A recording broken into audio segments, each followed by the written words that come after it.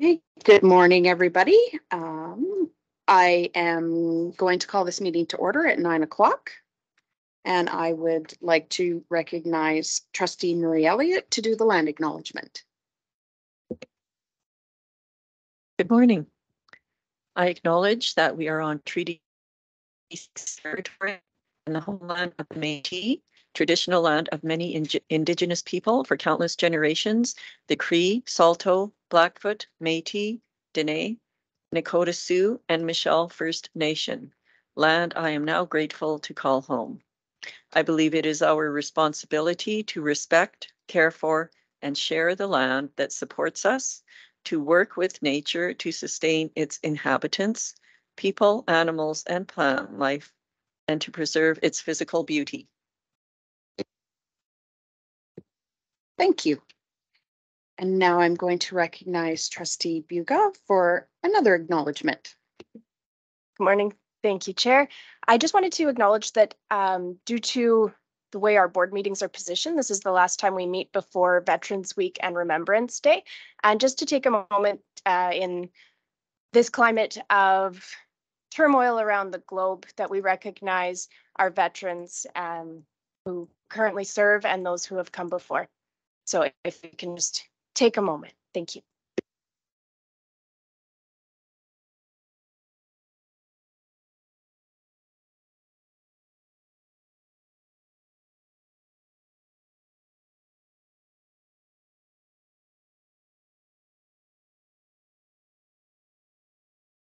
Okay, thank you very much. 3.1, any additions or deletions to the agenda?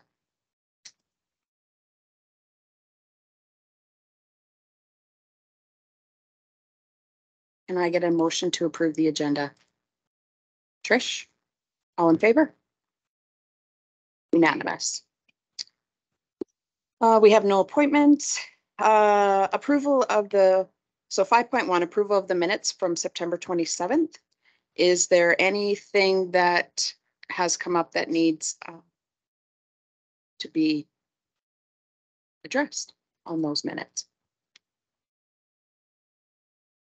Okay, can I get a motion to approve the minutes? Cindy, all in favor? Unanimous.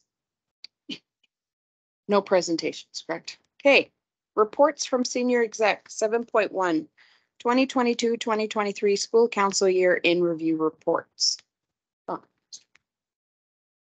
Mr. Conrad.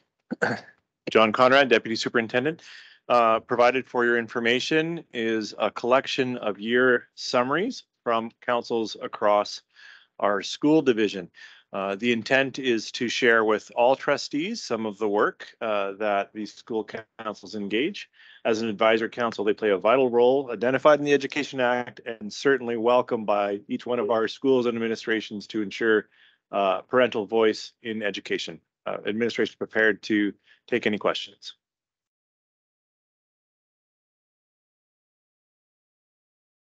I just want to say thank you for gathering the report, and I will follow up with the schools in Gibbons for their reports at the next council meetings. Thank you. 7.2, 2023 ASBA Lieutenant Governor of Alberta Student Award. Shauna. I'm Shauna Warren, Superintendent. Thank you. This seems like a while ago because it was a month ago. However, this is the memo to follow up with. We've already done our recognition, but Sturgeon Public Schools is very proud of Ty Bulko. So he was one of 9 students that were recognized. This is an inaugural award. It's the first time this award has actually been given. And so the board chair and myself were able to attend along with the family and with Ty. So we got to sit with him and eat lunch with the whole family. And it was wonderful to hear just the information, the background on the other recipients. And so he has been recognized, and we did that previously, but because the last public board was too early that we couldn't get this information, and we wanted to make sure that it was captured in our public board meeting minutes. And I don't know if any other trustee or board chair wants to add anything to that.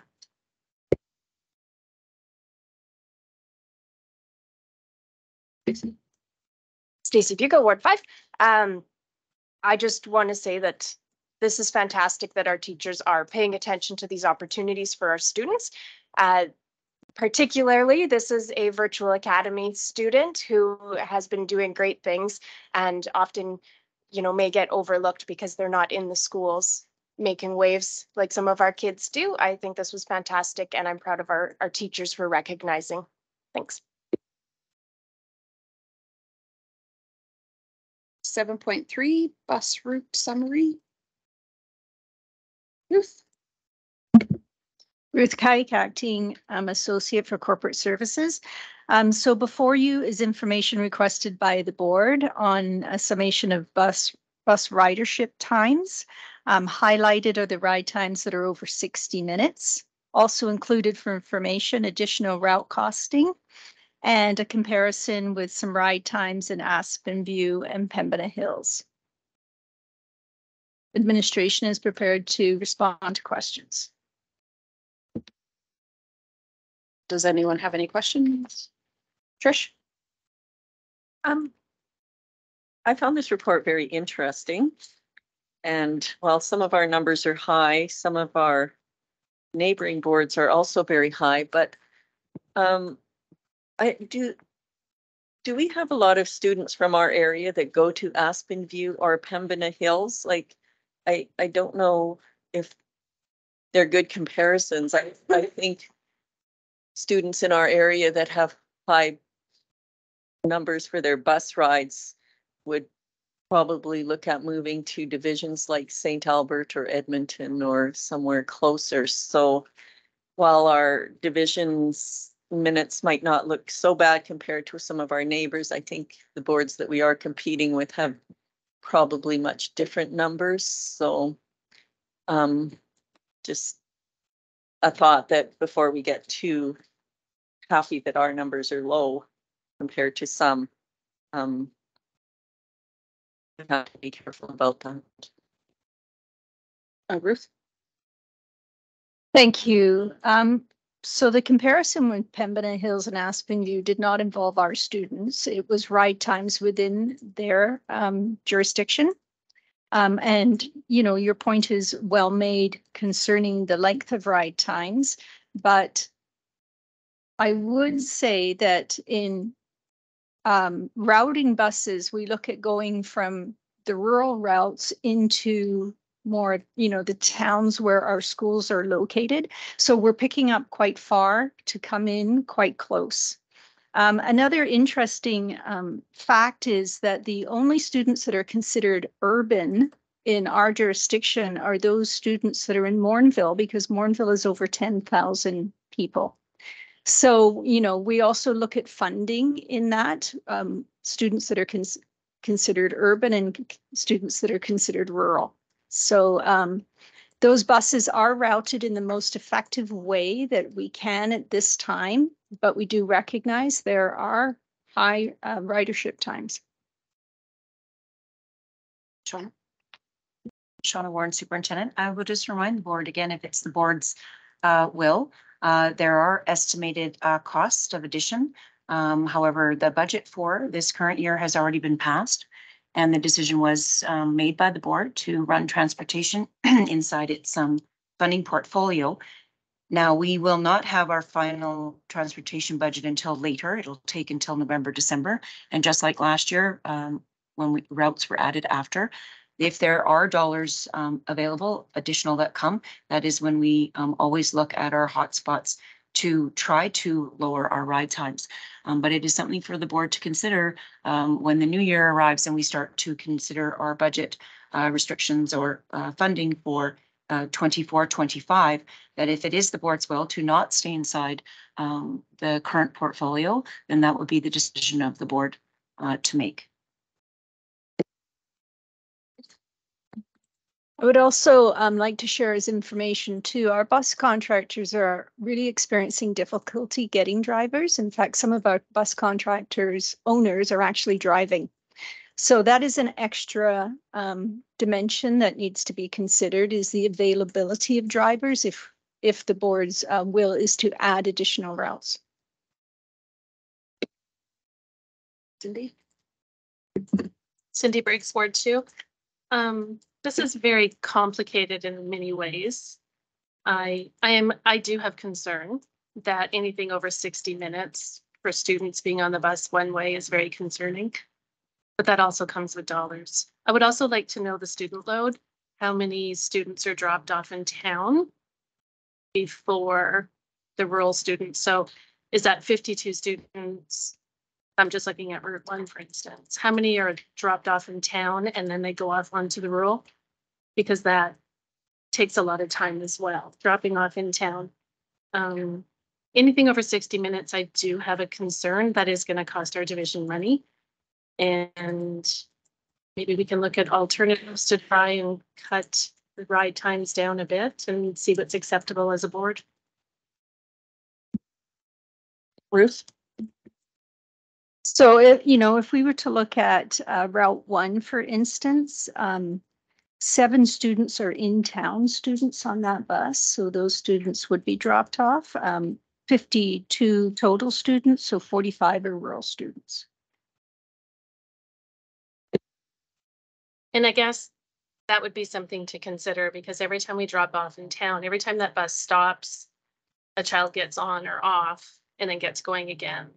There's quite a few minutes added on to each stop. So that would be really nice to know if we could somehow find out how much time that is adding on to our rides by dropping off in town compared to rural.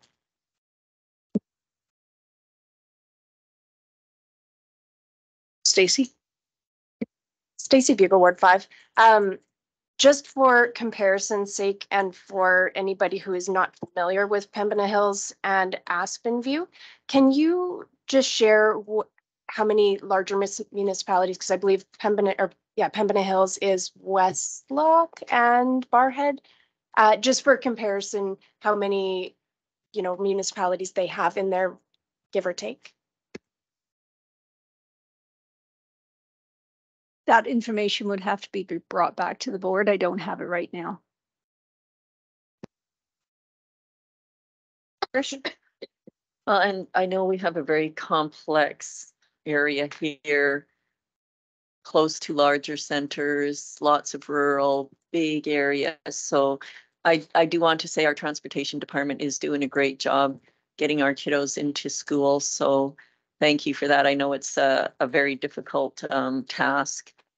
And, you know, just hoping that all the routes are being scrutinized, making sure we have the best possible routes and making the most of the money we do spend.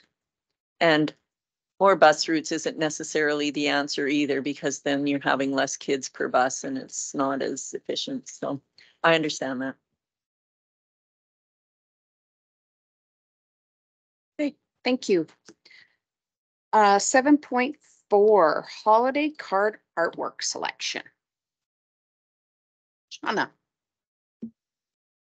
Chair, Shauna Warren, Superintendent. The board did some heavy lifting and made choices for the winners of the holiday card artwork contest.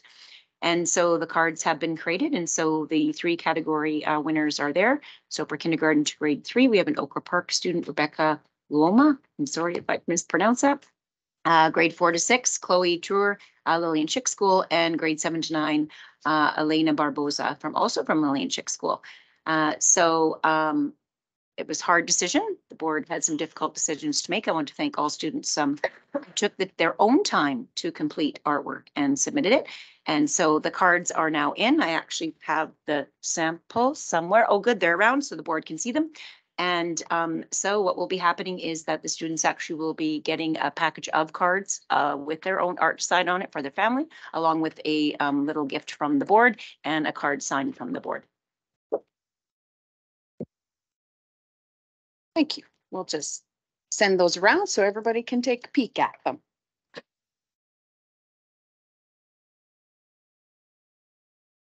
Does anybody have any questions on the artwork? Okay, we will move along to 7.5, Human Resources Annual Report.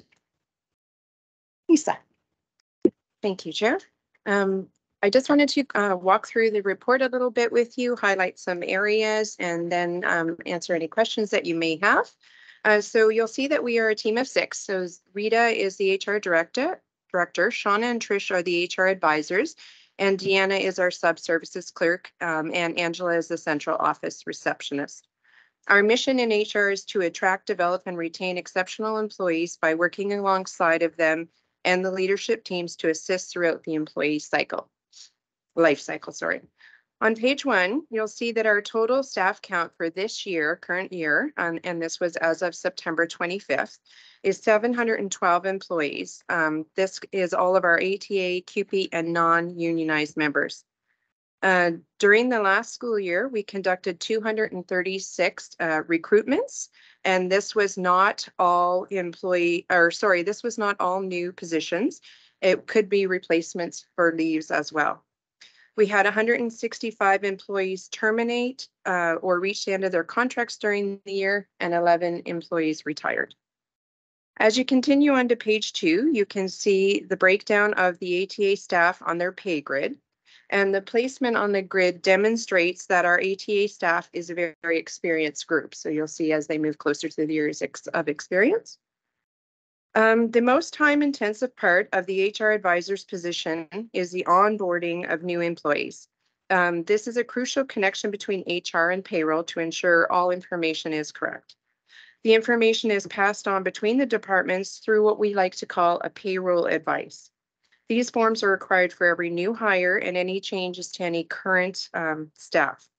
In September, as an example of this current school year, our team processed 476 forms, and each of these forms takes about 20 to 30 minutes, which is then passed along to the payroll team of 2 also, who has to action all of those payroll advices. On page 3, you'll see is the highlights of the average age of our staff, which is a critical piece for HR to monitor for future staff planning. Currently, 29% of our staff are over 50, which means that they will likely be nearing retirement age over the next 5 to 10 years. So we like to keep a close eye on that for recruitment purposes. Many of you have heard about the issues we had last year in regards to subs in our buildings, or the last couple of years. Last year, to start the year out, we had a small number of subs. However, this increased throughout the year to nearly 150 subs on our ATA list, and we had 75 on our CUPE, I guess, EA list. This year, we have rehired a lot of those subs to begin the year with a much larger sub complement, and we are continuing to recruit for these 2 groups.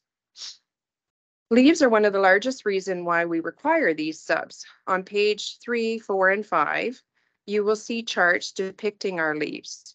There are the unpaid leaves, the medical leaves, both long-term and short-term. Page 5 highlights the short-term medical leaves, which are averaged out throughout the employee groups. Over the course of the 2020-23 school year, on average, ATA members utilize 2.55 days per employee. CUPE utilized 203 per employee, and GC employees utilized 2.1 days per employee. This was for a total use of 7,268 days. And these would be what we consider a very short-term leaves. So these are a day here and there, maybe up to 3 or 4, and sometimes could be up to 90 per employee until they get to the extended disability portion. To address this situation, we are highlighting our employee family assistance program, sharing with staff the availability of psychological benefits under their AACBP plans, and working closely with our employee wellness contractor to ensure our wellness program throughout the division is well advertised. Principals are encouraged to meet with their staff to inquire if there is any assistance that Sturgeon can provide on employees who are often absent from the workplace, such as information about what is available to them, both from the HR perspective and from a school-based level. The WCB chart indicates that we had a total of $53,438 in lost time or medical treatment claims for the last school year. You will note that there are no WC claims for ATA members, as most are not covered under WCB.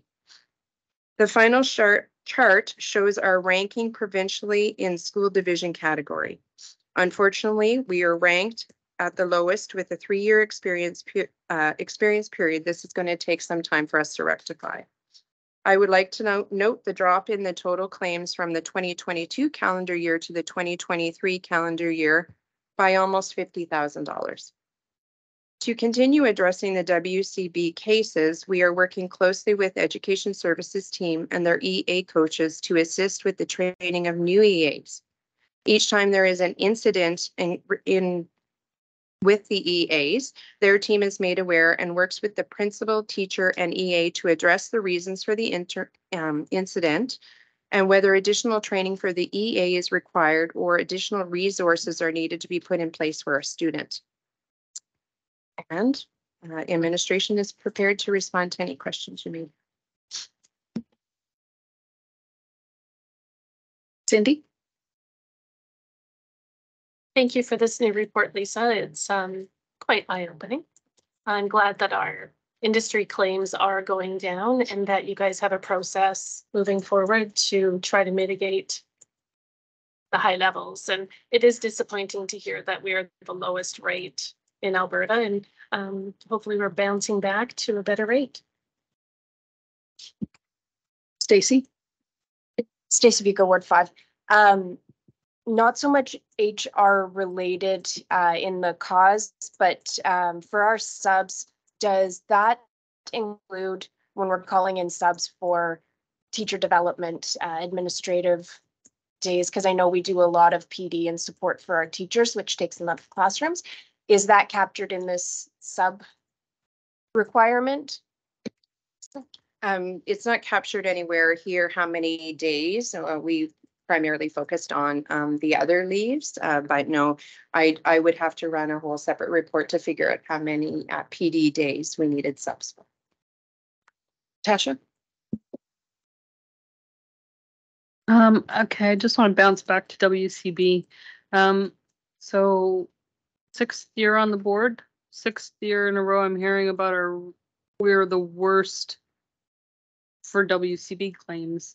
And I appreciate that you've outlined a plan, but we've had plans in the past. They don't seem to be working. So what makes this plan different? How do we anticipate it making a difference now?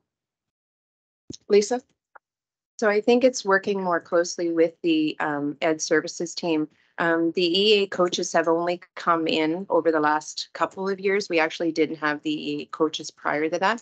We've also implemented TCI rather than the NVCI. So it's teaching our staff a little more how to de-escalate situations rather than letting them. NVCI was more focused on what to do when a situation was already escalated. So we have implemented those pieces, and that was only coming in through the last year. And we don't have our support staff all trained in that yet. That is our goal for over the next year. Summer? Yes, and this is year one of, so it's therapeutic crisis intervention in schools. So this is year one of that. And it's a great question, Trustee O'Wayne-Clay. I think this is very important for the board to know. This talks about the complexity of our classrooms, and we really have to pay attention to it. And as Lisa has said, we're only on year 2. And so, and it also, our premiums have gone up, and now it's going to take us time because it's just like insurance rates. It'll take time for it to drop. And so we've been getting very positive feedback with the impact so far of the implementation of TCIS. And I'm very much hopeful that it is going to make changes, but this is a big concern. It is a huge concern because it's the safety of our staff, and it's safe. We want to run safe and caring schools for our students and our staff. Okay, and just on that, it just disappeared. Come back to me. Trish? So totally different topic. The staff supervision growth and evaluation mentions 81 teacher evaluations and 53 support staff evaluations. Sorry, are these just done on a rolling basis? I never really understood that, I guess. Lisa? So the teacher evaluations are conducted during their probationary period of their contract. They also can be conducted during the temporary status if the teacher is coming up to requiring evaluations in order to obtain their permanent certification with Alberta. Other teachers can also request to have an evaluation done if they would like, or if we're doing an employment decision. So if they're recommending that a teacher be continued on for a continuous contract or continued on the next year, the principal can do an evaluation. As for the support staff, those are all done for every probationary employee that we have. And we do encourage, it's not so much an evaluation, but all of the staff, whether it be a teacher or a sports staff, have their professional growth plans or assessments throughout the year. So they might not be typically called evaluation. These ones focus primarily on probationary contracts, temporary contracts. Sure. Wrote it down this time. Financial impact. So we can see the financial impact of our WCB claims. What sort of financial impact or resources, I guess, more appropriately, what kind of financial resources are we putting into TCI? And is there plans at all for the board to get a breakdown of that sort of program? I will refer the board back. If you look back to our reserve mitigation that was submitted strategy, it's got 5-year plan. So if you all look back on our board meeting in May, when you passed the budget for this current school year, the reserve mitigation that was discussed, it has the whole rollout of TCIS and the costs by year breakdown. Thank you.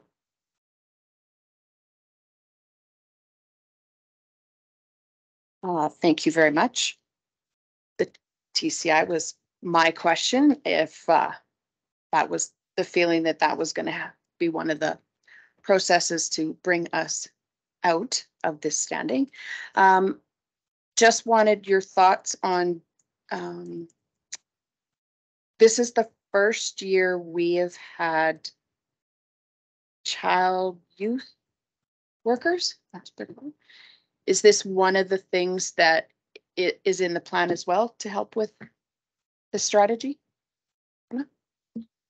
Thank you. That's a great question, Chair. And so I'm going to give a shout out, and some of those people are on here, but I always say the smartest person in the room is the room. And I want to give a shout out to our principals and to people in our schools who have been brainstorming as to how do we truly create wraparound process for our children. And one of those things is looking at social workers, and child and youth care workers are trained specifically. So their role is a social worker. So it is different than an educational assistant. And yes, that is part of that. And it's really looking at the whole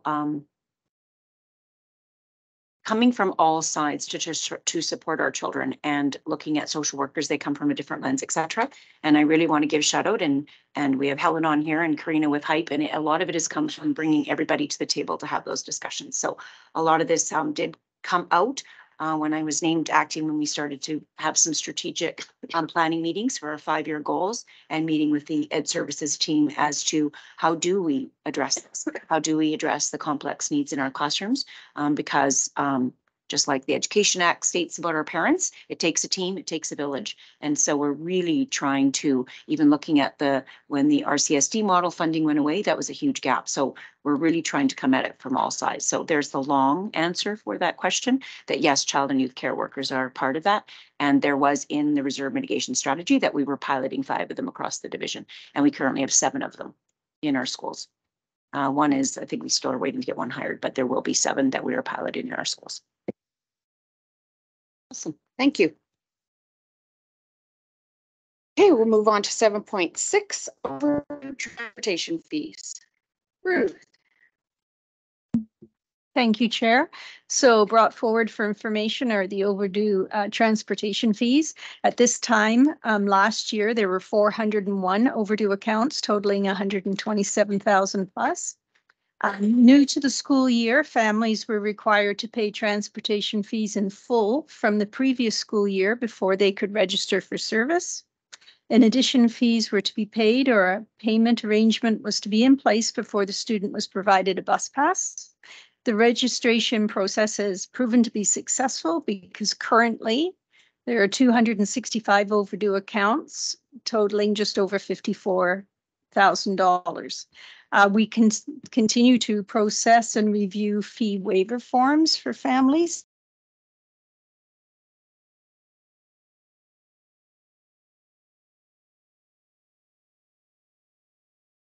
Stacy. It's J.C. Bucco, Ward 5. Just curious, I know this would be anecdotal, but have you seen a difference, do you think, due to the decrease?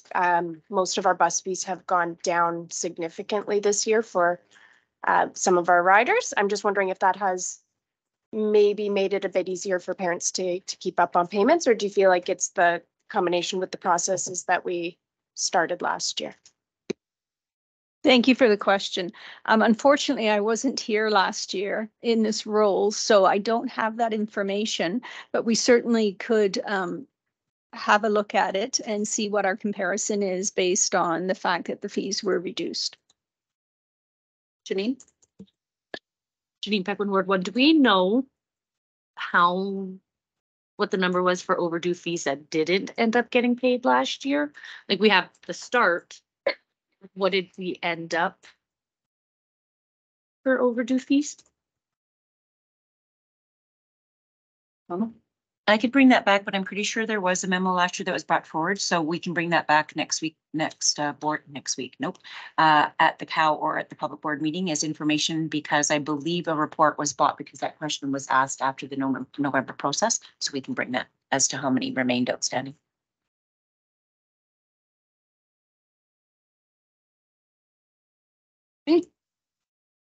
Thank you very much. 7.7, September 29th enrollment numbers.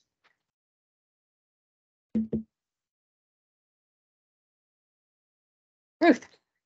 Again, thank you, Chair. So being brought forward for information are the enrollment numbers from the division. This year, our submission was 5,167. I have highlighted just a few points from our enrollment breakdown that is being presented for information. We see a slight decrease overall in about 9 students. The division is experiencing a decrease in enrollment in pre-K and grade 1, and this aligns exactly with the demographic information that the superintendent brought forward.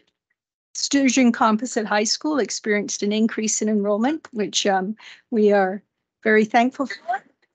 And of interest, 101 students are enrolled in concurrent programming, which means they're registered at one of the division's high schools and also at a learning center taking a course or two.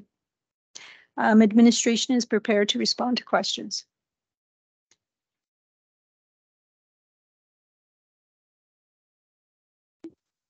Thank you very much for this report. 7.8, technology services report. Jonathan. John Conrad, Deputy Superintendent, provided for your information is a new look to our technology report. In sitting down with our Director of Technology Services, we endeavored to organize the information more aligned with governance and broader understanding across the division.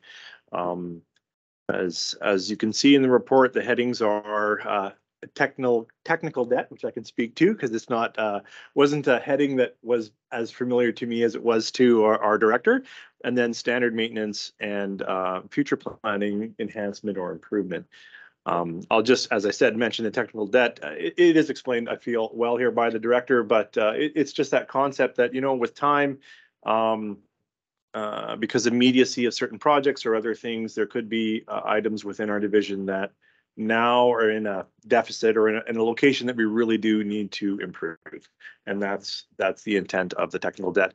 Largest example, if I may, okay, this is an example, and yet it's not an example. The example is iPads. Those were not attended to for a number of years, and working on that is a better example of technical debt.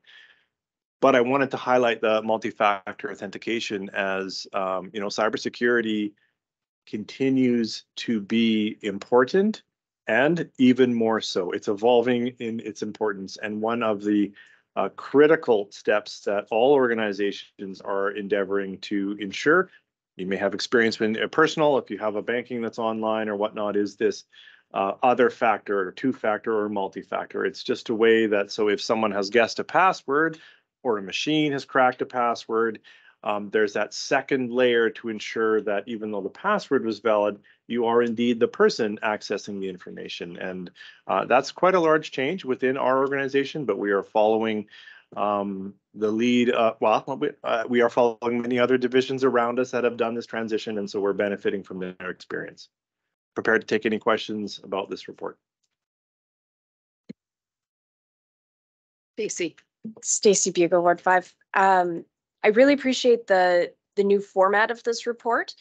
I think some of it, from my own point of view, is IT services seems more reactive and working with the schools to use what's already there. But this really demonstrates what's going on behind the scenes and how important that is to the security of our division, as well as going forward, looking at, using a single platform instead of Microsoft versus Google. And the work that goes on to create those decisions is huge. And so I appreciate that it's been broken down as to the why as well. So thank you.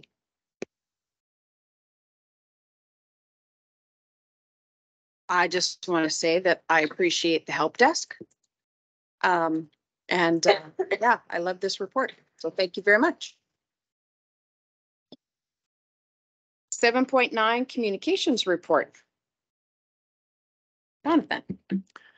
John Conrad, Deputy Superintendent, provided for your information is our monthly capture of some of the work that communications is doing to highlight the good work that's going on in schools, to promote our programs, to ensure the accuracy of our information. I use that last comment. As you review the report, you can see a fair amount of the work in the last month has been to work with schools to update websites. A lot of our work often comes to you as the social media posts, the video posts, and that is definitely our parent engagement. Absolutely.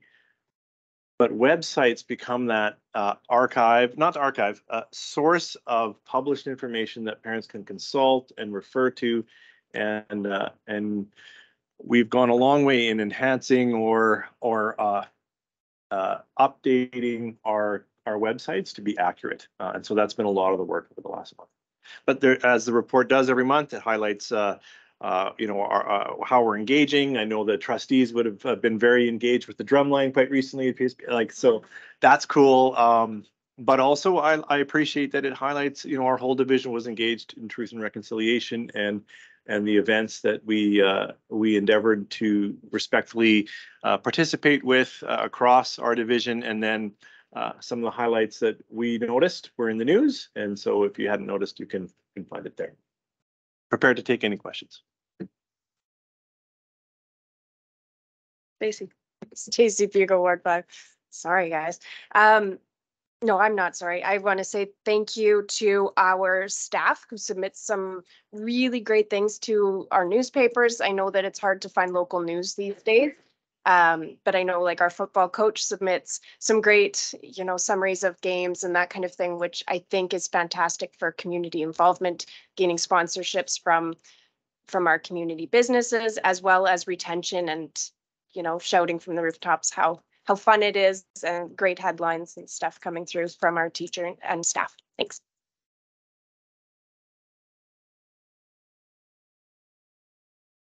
Okay, thank you very much. 7.10 Deputy Superintendent Education Services report. Oh, sure. Thank you. I will turn it over to the deputy immediately. I just would like to remind the board. So just in the last while, as we consider as administration, what information is of value to the board in your role of governance. So this is the first version of this type of report that will come from Education Services. And you will see a report like this every couple months. And so I hope that it provides an overall picture to you to help with your understanding across the division of things that are happening and the great work that is going on and the hard work that is going on. And with that, I will turn it over to the deputy. John Conrad, Deputy Superintendent. This is our first report from myself, the deputy, and decided to organize it around department or area of direct supervision. I know that's a little different than the superintendent report, and prepared to take any feedback you'd like on that. But the idea here is to capture within a month, or if we're doing it every 2 months, and within a couple of months, the focus of that work. I have tried to highlight very direct involvement, meetings attended, plans directly, but sometimes the work, so that you have a better understanding, is the work that then went on after that meeting by the team in the department. So by no means have everything on here has been every word that I've done. It is everything that I've participated in and helped support. So I'm prepared, rather than walk through it, I'm prepared to take any questions as you've reviewed the report. Cindy. I really like this new format of a report. I find it to be very informative, and I love how you break it down little by little.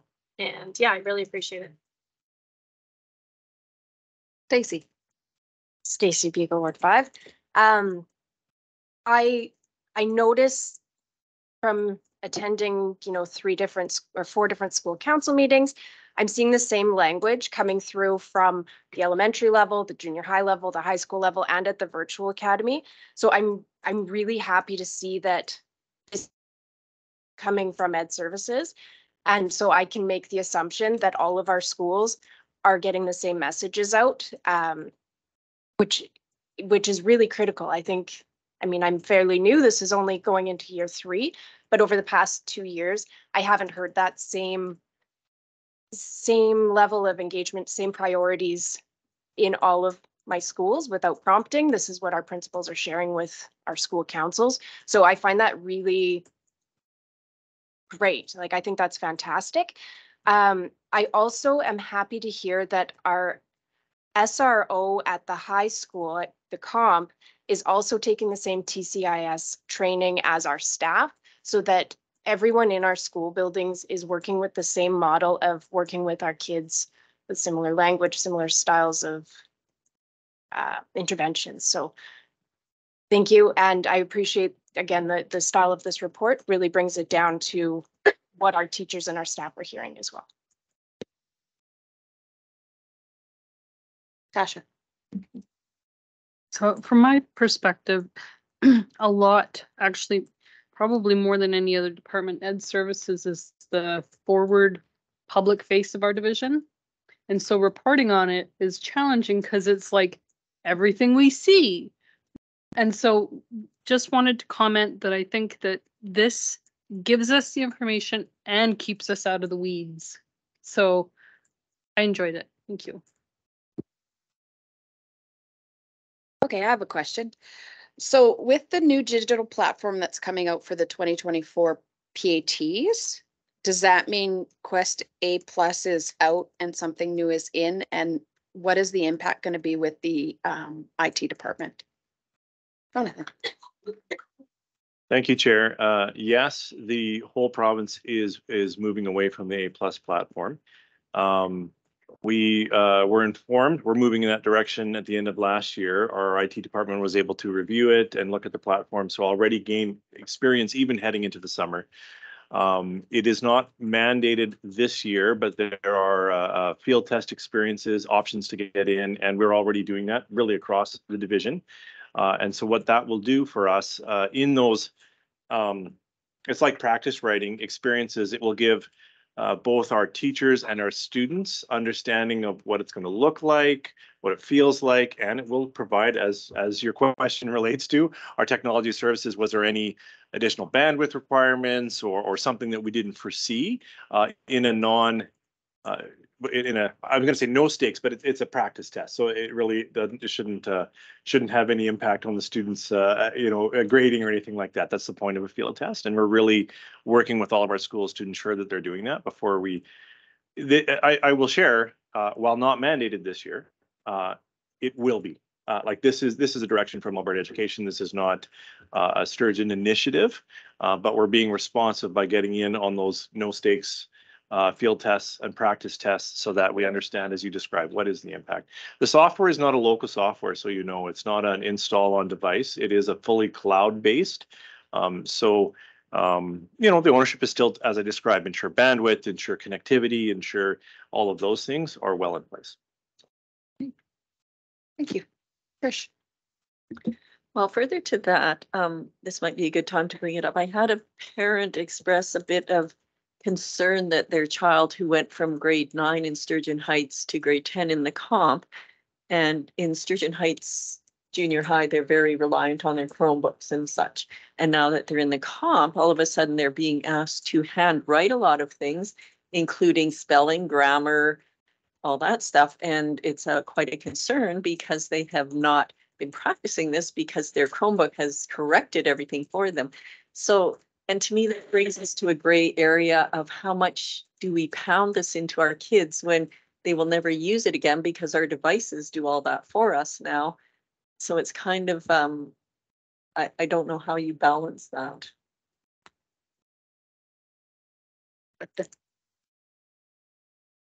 Without speaking specifically to the practice of what's going on in schools, I would like to speak to the importance of understanding all along the way. When we talk about reading comprehension, part of that is to understand grammar structure. And when we talk about writing skills, it's critical that we ourselves, and whether we read it out loud to ourselves or read back, we have the review and editing portion, and to recognize that is not the order of verb and subject and whatnot. Like, it's very important. So I appreciate that Sturgeon Comp is, as you described, as I'm hearing here, ensuring that we have that proofing skills within ourselves. Knowing that, I would just remind the board, if it's not clear, now when we write digitally for high stake exams, for example, we are allowed the digital tool and platform, which does include spell check and the checks we're used to. There was a brief time, I know when I was in schools, where they weren't allowed that. And so we'd be on computer and there'd be a 2-inch dictionary beside us. And it was a bit of a interesting thing, but just so you're aware, the structures that they're practicing on digital platform, they are allowed in their high stakes exam. And of course, all of us are allowed in our professional lives. So I started with the importance of understanding grammar and spelling for ourselves. I truly believe that as an educator, and just want to remind the board, though, that in the success of high stakes exams, and then of course in jobs, we will have these tools. So it's also important to know how to use these tools. Sasha? I just have one last question regarding stakeholder reassurance. There were 10 outstanding stakeholder concerns. I don't want to know what they are. What I'm wondering is, are there commonalities or themes in the concerns?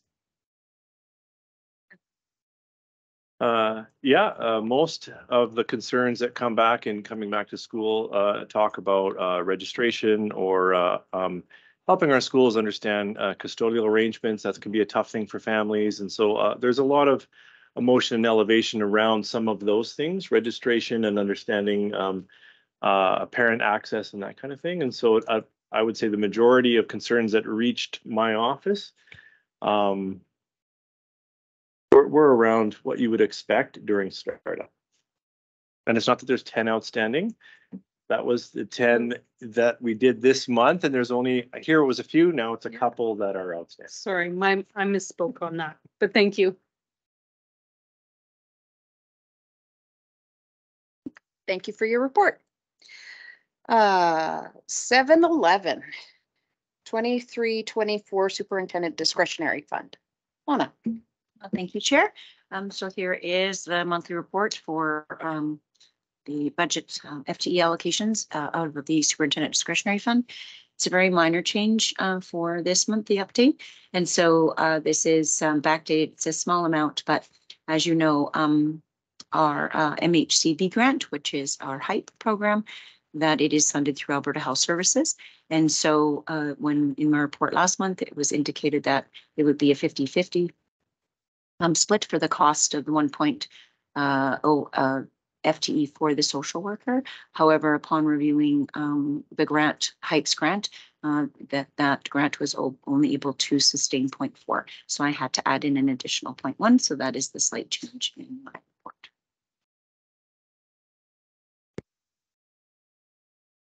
Trish Marie Elliott, Ward 4. Just wanted to say that at the Sturgeon Comp School Council the other night, they were very appreciative to get this extra positions. So it was very thoughtful. This is one of my favorite reports, because it represents the fact that we have acknowledged that there's going to be gaps as the year progresses throughout the division. And I guess my question would be to you, I've heard a couple different tables that there are gaps that exist within our schools out there right now. Have you already undertaken the sort of gap analysis, or are you waiting for administrations, from school administrations, to bring forward their concerns, or what sort of is the plan forward to meet some of those needs? That falls on the responsibility of the principal. So if this principal at the end of the September 30th, so as you know, this report is anything that's allocated to schools after the budget has been approved. And so if a principal feels that there are some hotspots or students come in during the year, then they are required to actually put together a business case for reasoning to bring forward. Because we also then, we take a lot of time. It's not just a knee-jerk reaction to make that decision, because these dollars are meant for all of our schools across the division. And so what we do, we look historically at staffing across the school, compared to enrollment, compared to the supports that are currently in place. I rely on the entire senior team that we sit down and look at what are the resources currently in the school. Is it that things could be allocated differently inside the school? We work alongside the principal, but this is solely at the feet of administrations. So principals are the ones that run their school. They know what's best for their schools. And so if there are gaps, then they need to be reaching out to me. Follow up. Have you seen any of those, or is everything, I guess where I'm going is we decreased the amount of this budget significantly. And I'm just wondering, thus far, do you feel that we budgeted correctly or appropriately? Well, I can say that the reason for the decrease in this was because Alberta Ed did leave the bridge funding in place, because we did make a long-term plan, a very strategic plan for our reserve mitigation strategy, that the additional staffing, so the seven CYCs that we have across our schools, that was part of the reserve mitigation strategy. It's a pilot to try it. The implementation even of our classrooms, the additional funding that was allocated was put back into schools for our learning support leads, for our strategies classrooms to support some of our complex needs. We had already built that into the budget. So I do feel that our schools, our learning coaches, et cetera, the additional counseling time, our mental health and wellness coaches that are in our school, I do feel that the reason for that we made this budget decision that the $800,000 was not needed is that we did feel confident that we had looked at the needs of our schools and that we had made strong decisions to put the staffing in place for our schools. And now, of course, what ends up happening is when there's enrollment changes after the September 30th, and then, of course, any students that move in. So I think it's a good thing when we're not getting a lot of requests, but I'm sure that over the course of the year, there will be more, if there's any hot spots or pressure points in our schools, that they'll come forward.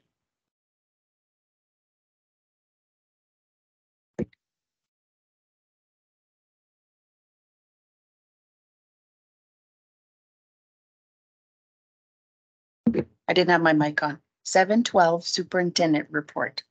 Sure. Again, provided for the board's information, as the deputy indicated, he has to meet the LQS, and looking at that, we thought, well, a lot of things are duplicated. So we wanted to make sure that it wasn't duplicated and to give you a clear picture of what is happening in the division. So my report will always be the SLQS monthly report. And again, I'm prepared to answer any questions.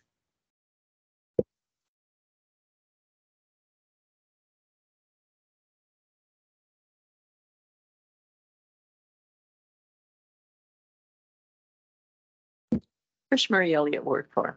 This is to both Shauna and Jonathan, and reading both of your reports it just amazes me of the talented and dedicated staff we have here. So thank you both very much, and thank you for keeping us updated as to what you're doing This gives me a lot better idea of how things are all working and the great work we're doing in the division. So much appreciated. And I'm sure it takes a lot of time just to put these reports together. And just to let you know that I find them very worthwhile. So thank you. Stacy? Stacey Bucco, Ward 5. Similar sentiments that this is really helpful. I appreciated the custodian handbook and the meetings. I didn't realize that there were meetings amongst our custodians. And I know that sometimes with our previous structure with building and maintenance, we didn't see all of that. And that's why I think we had so many questions. So the information coming forward in this format, to me, it gives us the opportunity to ask questions about specific things, but often just to gain the information so that the question isn't out there anymore, because I think that's fantastic that we're seeing our custodians having a clear centralized direction and some consistency across all of our schools, because I feel like that was a concern in the past. So details like that I think are really great. And I also appreciate the links, like the leadership norms for our staff. I think that's really straightforward and great to see that what we do at our board table is not dissimilar to what our staff are doing. Hopefully we're leading by example, or maybe you guys are leading by example for us. I'm not sure, chicken and egg kind of scenario there, but I appreciate those links, and that amount of detail is fantastic. Thanks.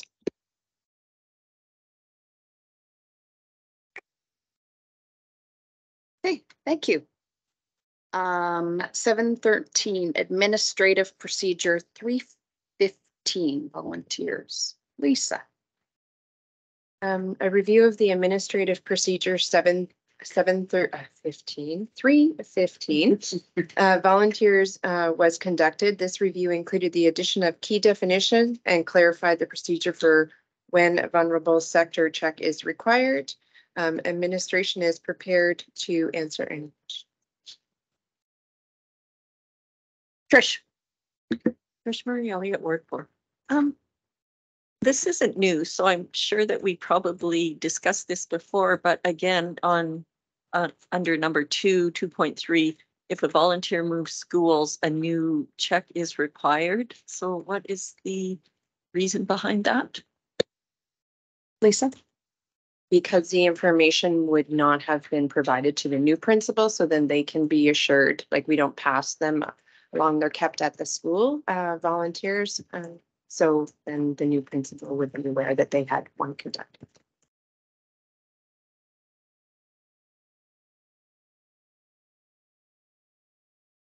Okay. Thank you.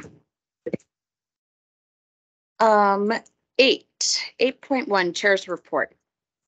Sorry, I don't have it printed. It's not in, I will share it with Crystal and it will end up in the minutes. I don't know where October went. But just a few things to highlight from it. On October 12th, I attended the board chair and superintendent meeting with ASBA with the ministries, which I'll bring some information in camera about that. And then this past Monday, October 23rd, Lanny Trail invited me to their parent-teacher conversations. So I hung out in the front foyer and met parents, and it was a great interaction night with the parents in a very relaxed and non-threatening manner. So it was really nice. I appreciated the invite, and I'm going back on November 2nd, and they have a food truck. And then the last thing, if you have your winter wear already out, please think about coming to Emerald Hills on Friday, October 27th, because the high school football team is playing in the semifinals and hoping to win to, further the parent freezing their butt off experience to play in finals at Clark Stadium on the 4th. So it's either going to be the last season of the year or the second last, or last game of the year or the second. It they had a good season. Parents loved the drum line. I think the players loved the drum line. So it's just a great feeling all around. So that's all I have to say. And now, trustee reports. Let's move on to Cindy. My trustee report is there for your review. Some of my highlights were the read-in week at Lillian Schick School and Bonnecourt School, and I was so thankful to be invited and went in. Congratulations to Legal Public School with the newly formation of a school council. That's a big thing for Legal schools, so kudos to them. And the Public School Board Association, we went as a group and it was wonderful to be there. And the feature presentation from our drumline from Sturgeon Comp was very moving, and our board chair was great at drumming. So it was, October was a great month.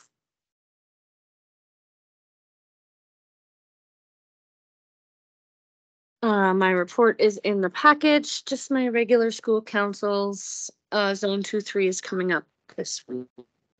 And the normal meetings, nothing really highlight worthy. I don't know. Trish Marie Elliott, Ward 4.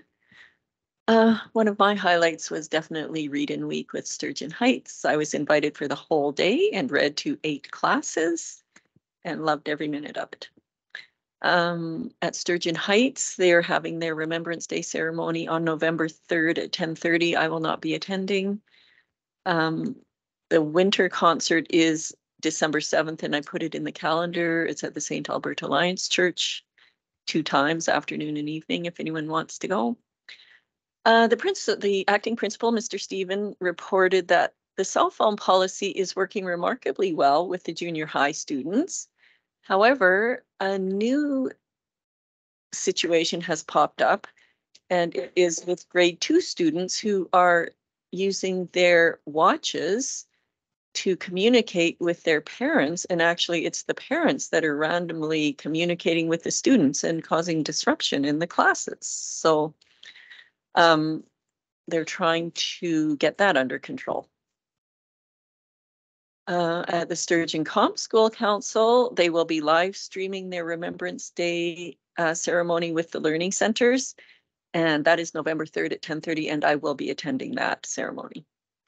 They have an October 31st Spook Fest, which is an afternoon full of fun with 10 stations. And I think we all received an email on how that's going to go. So it sounds like an awesome afternoon. And Mr. Cripps provided info on their strategic plan, and it was quite detailed on desired outcomes and strategies to achieve them. And Mr. Cripps is also working on introducing a draft vaping policy, which resulted in some very good discussion on different options. So apparently this is quite a problem. Kids don't smoke in the school, but they absolutely vape in the school. So they're considering a series of increasing consequences for additional offenses. So for example, and this is just examples, they haven't got anything down yet, but so the first time someone is caught, they might have confiscation and then a phone call home. So the second offense might include confiscation, a phone call home, and then an in-school suspension. And they're considering the third offense might be confiscation, a phone call home, and possibly a fine, which could be up to $400 for illegally possession of, because I guess you're not allowed to vape indoors, or I don't know the rules about that. So so he's looking at these different things, and we'll look at other schools in other divisions to get some ideas. Don't know if Redwater has any specific. I'm sure that he's in communication there as well. So if anyone has any ideas on that too, I'm sure they would appreciate that. For the staggered start, Mr. Cripps received quite a few responses from families, 72, with 68% saying it was positive. And also from the staff, 88% feeling it was a good move. And some of the comments were, perhaps in the future, have grade 10s come in on the Friday and then have everyone start after the long weekend. Another one suggested have one day for each, the grade 10s, the grade 11s, and the grade 12s to ease congestion of locker assignments, that sort of thing. But perhaps the grade 11s and 12s are already familiar enough with that system. They did have fairly low attendance on the Friday. But on the Thursday, which was the grade 10s, we had a baseball game was organized between the new students and the staff. So all the new students were outside. They could either participate or watch. And I guess it was quite an interesting and fun afternoon for them. And then initial responses to the 25-26 calendar. Actually, I was going to ask Stacey, did you remember any other comments that came up out of the staggered stuff? Just of note that it wasn't staggered start by last name like the rest of the schools. It's staggered start by grade 10s, Right, yeah. then 11, 12. So it was a little bit different commentary. And initial responses to the calendar. Did we want to do that now? So at Sturgeon Heights, they were wondering about the May 15th, wondering why it wasn't May 4th through 11th, but you know, that is our staff appreciation. So that's the reason for that being on a Friday. But they also did not like to have to come back for Monday, June 29th. And our thoughts were initially that perhaps that was to allow for a diploma exam. But at Sturgeon Comp last few days ago, Mr. Cripps looked in the calendar and there is no exam on that day for 2026. So he also, and the parents were not sure why that Monday we were asking everyone to come back. Another thing Mr. Cripps and the staff had wondered about was there was no PD in April. Could we move the March PD to April, as March already has parent-teacher interviews and spring break? The downside would be moving 2 months or having 2 months without PD. So I guess it's a bit of a balance there. And I think those were the only comments on the calendar. And just a side note about a conversation I had. I bumped into Carrie Meadows at the comp, and we're all very happy and thrilled about our increasing enrollment at the comp. But she mentioned that one thing we probably didn't realize as an unintended consequence is that as the population numbers grow, we have moved up a tier in our athletic competition, which is not a bad thing. They had appealed it, but were refused the appeal. The biggest disappointment there being that we had been scheduled to host the women's provincial basketball in the spring. So for the second time that we had been prepared to do that, it is canceled. The first time was due to COVID. This time is due to us moving a tier. So we might have a harder time getting 9 banners on our wall again. We just have to stay very competitive. And they won the volleyball game that I was watching that evening. So yay. Any questions on any of that?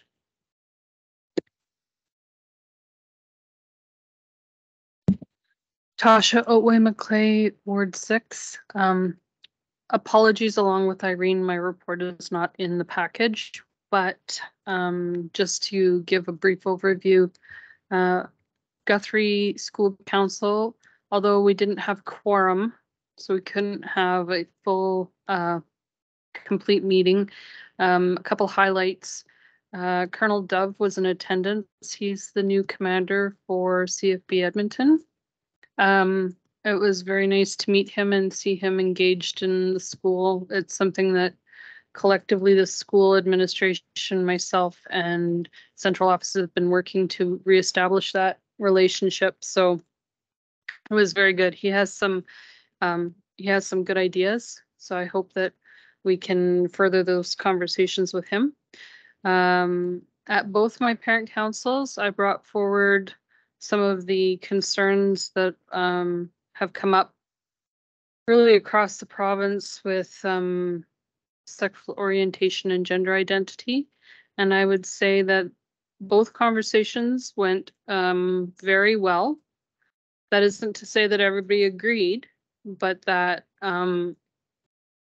good, robust discussion was had, and it carried on through email communications. And I think that there's value in transparency, and that's what I tried to provide. Comments on staggered starts were by and large, and I will say this like almost exclusively, were that it was a benefit to the younger grades, not so much for the older grades. But that those who did appreciate it felt that there was real value for themselves, their children, and the school. Calendar, I think comments were pretty well aligned with what Trish has already acknowledged. Like Janine, lots of parents don't like the pre-September 1 start. And that June 29th one was a bit of a snagglefu as well. But, you know, I did my very best to explain the complexity of building a calendar and the intricacies that have to be considered. And it's not just as simple as picking this day or that day. It's very complex. So that also brought some clarity to a lot of parents who don't understand how a calendar is built. So the other thing I was going to highlight is that as the last meeting as a board member of PSBAA, how proud I was to showcase Sturgeon Composite School's drumline. I've been trying to do that for 1.5 years now, so to actually see it come to fruition on that last day was so amazing. And yes, you are amazing at banging the drum, Irene. Maybe not so much at counting, but you did great. And I just wanted to say thank you to the board for allowing me the opportunity to be on the PSBAA board. I know it takes the commitment of everybody and the support of everybody, so I appreciate it. Thank you.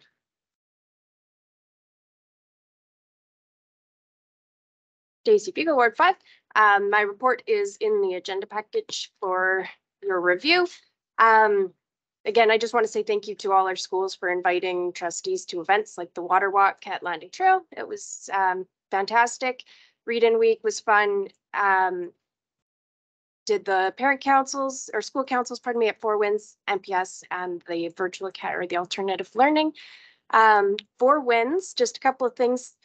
They're doing grade 8s and their grade 9 STEAM class will be going to Skills in the Heartland again. That's always an incredible opportunity for our students. So I don't know. I hope other schools are getting involved. That's just such a great event. I was happy to be a volunteer for it last year with the grade 8s. Four Winds has the Thelma Shalafu Learning Gardens at their school. And now with the Thelma Shalafu stamp that has been brought out, we will be hosting a commemorative celebration, I guess, on Monday, the 30th. The family of Thelma Shalafu will be presenting the school with a commemorative stamp. So that's really exciting. I'm proud of that, the work that the division put into creating that. They will also be hosting a citizenship ceremony at some point in November. I'm not sure on dates on that. But again, great learning opportunities for our students.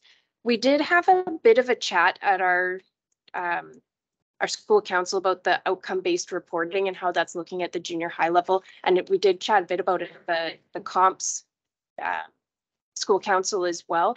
And the challenge is that at the younger levels, the new curriculum is being presented with the outcomes, whereas at junior high and high school, they're still working to convert old curriculum into these outcomes and how it's going to break down. So there was some good conversation at Four Winds School Council about how that's going to look and the work that our teachers are putting in behind the scenes to make sure that those outcomes are relevant and being used properly to accommodate for the old curriculum as they prepare for the new one that's going to roll out eventually here. So good conversation there.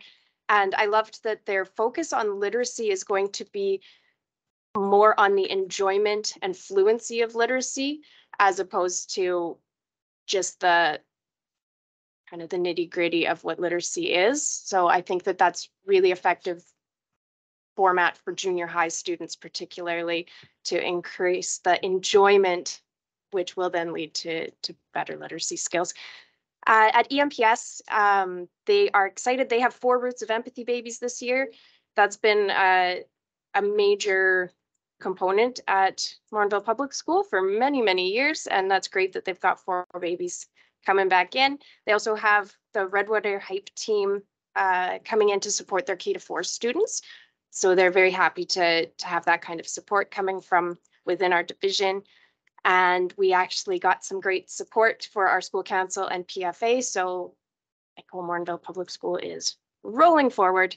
And I am continuing my PD with, I'm taking the 4 Seasons of Reconciliation. I've completed the first 3 modules and our first virtual presentation is tomorrow. So I'm excited about that. And I will be checking out the ASBA Speakers Corner about the municipal RMA, Rural Municipalities Association will be part of that, about how school boards and municipalities can work together. So I look forward to that. That is on Monday, October 30th. It's a Zoom meeting, 6 o'clock start, I believe, but I can share that link again if you're interested. And if there's any questions, I'm happy to answer.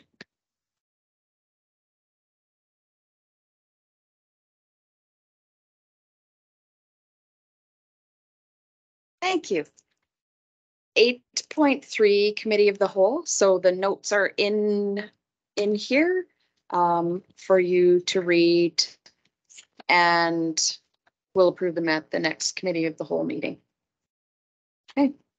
If it is okay with Trish. I have a correction for the Committee of the Whole meeting. Draft. On page 2, we refer to our Director of Facility Services as Stephen, Holcomb. Perhaps we could correct that twice.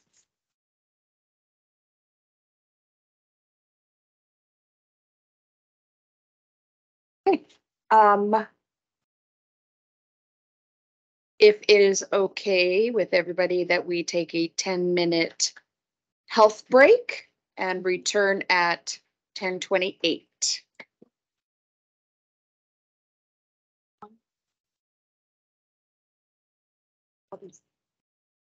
Roots of Empathy, baby.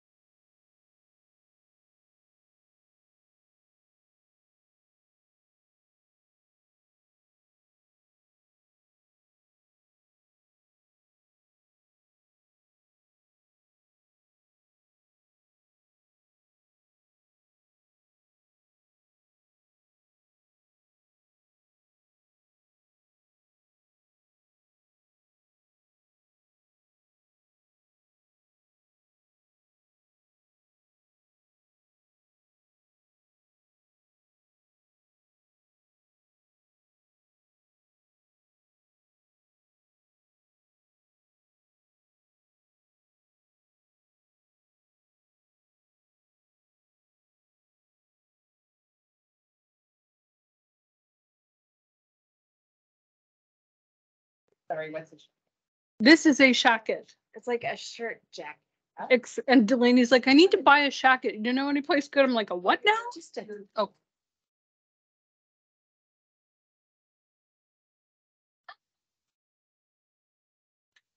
I didn't check the room for red before I gave the thumbs up to go on. Okay, well, we'll welcome back and we will restart this meeting from our recess at 10:28. Number 9, reports and special committees, task groups, 9.1, Alberta School Boards Association representative. Janine. I didn't check the agenda, so I had a mouthful of chips. Zone 2-3 is on Friday, this Friday, where they're electing their new executives and everything. And the AGM for ASBA is in November. The bulletins have come out and should be in your email. So maybe at the COW we can sit and discuss position statements for those.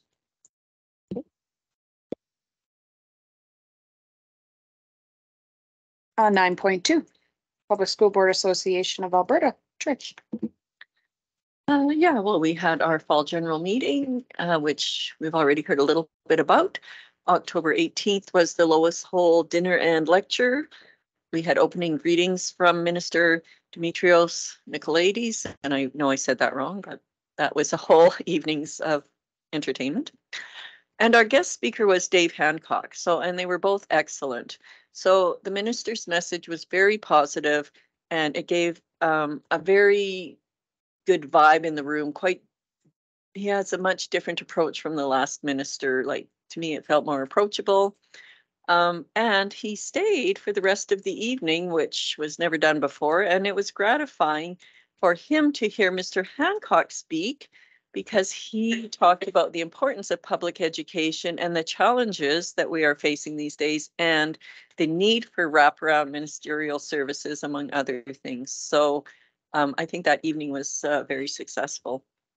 The next day, October 19th, was a full day of professional learning with presenter Glenn Tecker on effective practices of successful school boards in changing times.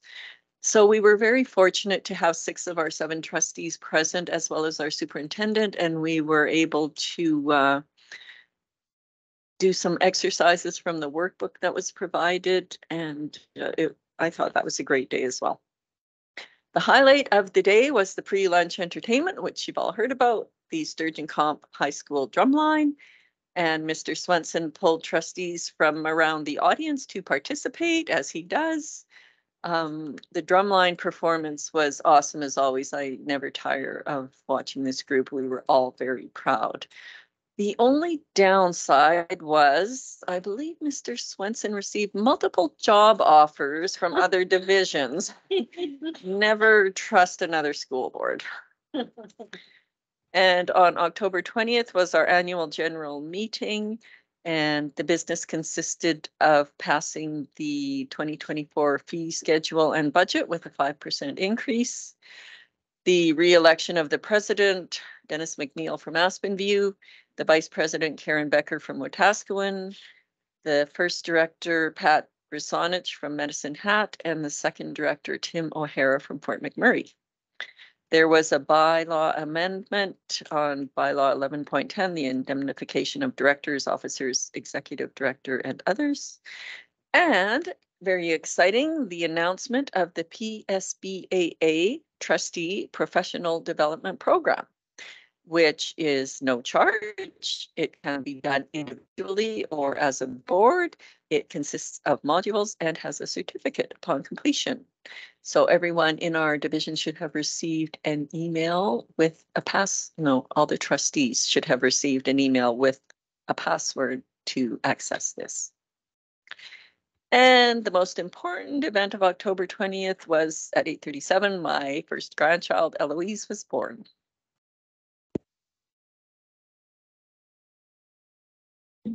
Stacy Buglewood 5.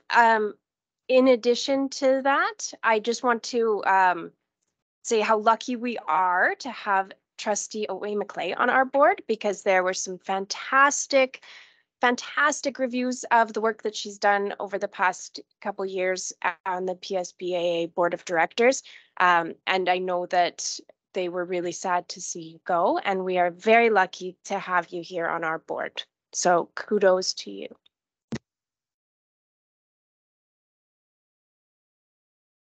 First, thank you again to my board for supporting me. I did want to mention I had an opportunity to talk to Minister Nicolaides between the dinner and the end of the night. And so what I was able to bring up in the very finite time I had was first to thank him. But as we were speaking, he asked me again where I was from. And I said, oh, you know, Little Sturgeon Public School Division, just north of the city. I said, maybe you've heard of us because of Highway 37 and 28. And so I had an opportunity to explain the intersection situation to him. And yeah, nobody wants to see what could potentially happen there. So I just wanted everybody to know that I was able to get a little plug in on something that is important to us.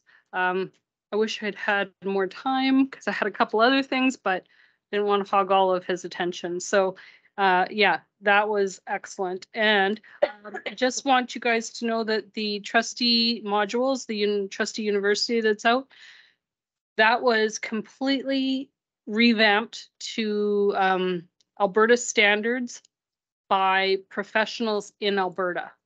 So as BOA, former superintendents, trustees, parliamentarians. It is incredibly specific. And if any of our admin would like access, all we have to do is Shauna has to request a pass for any of our staff. Thank you. Okay, number 10, moving on to new business. 10.1, general employment conditions. Let's pull this up. And before I call for the motion, does anybody want to have any discussion about it?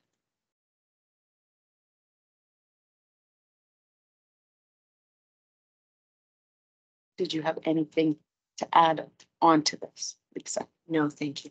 Okay. So can I have someone please make a motion? Stacy. Stacy Bucco, Ward 5. I move that the Board of Trustees approve the changes to the general employment conditions as presented at the October 25th, 2023 public board meeting. Are there any questions on motion?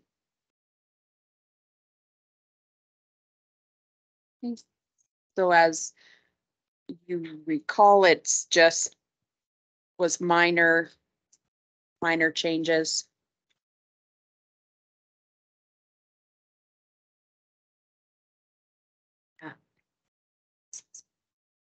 Sure, Lisa. As you recall, the changes were mostly minor, as the board chair has stated.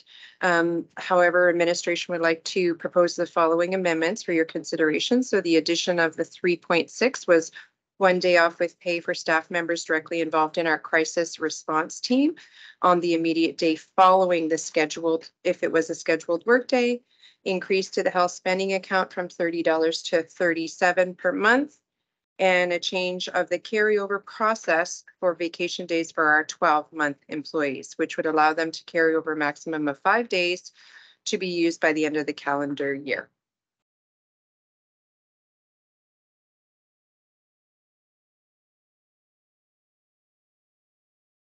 Trish? Lisa, I also see a change about the medical certificate requirement for absence due to illness exceeding 3 days instead of 2.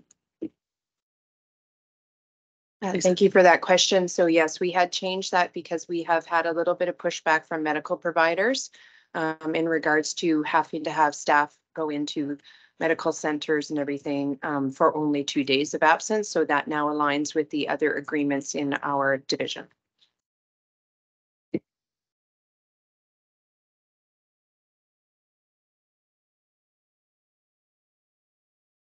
Tasha? Sorry, Lisa, I just had a question regarding the carryover. We had restricted the amount of carryover due to liability concerns. What has changed that we aren't concerned about those liabilities any longer? Lisa? So previously, there was no limit on the carryover, like previous to this last GEC agreement. And so some employees were holding upwards of 30 or 40 days.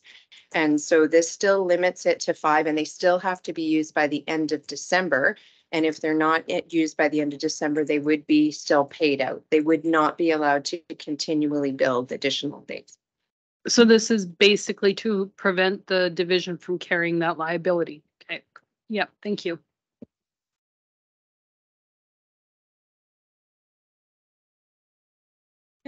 I'm going to call the question. So I get to it.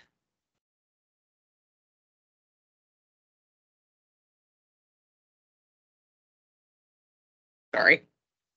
There we are. So the motion on the floor is that the Board of Trustees approve the changes to the general employment conditions as presented at the October 25th, 2023 public board meeting. All in favor?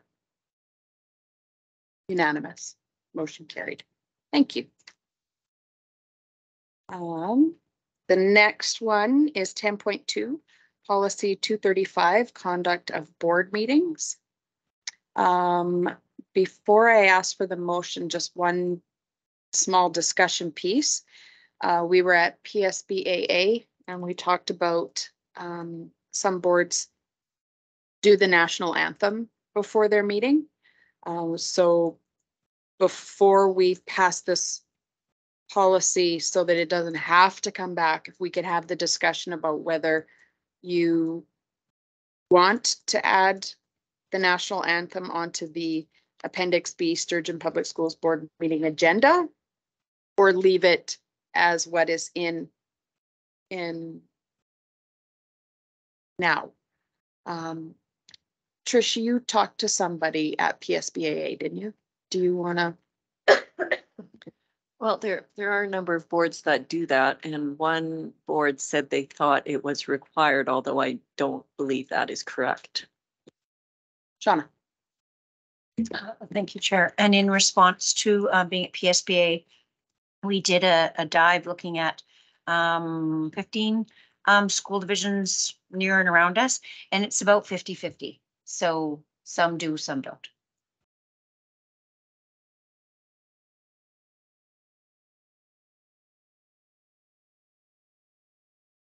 Tasha. I like our meetings as they are.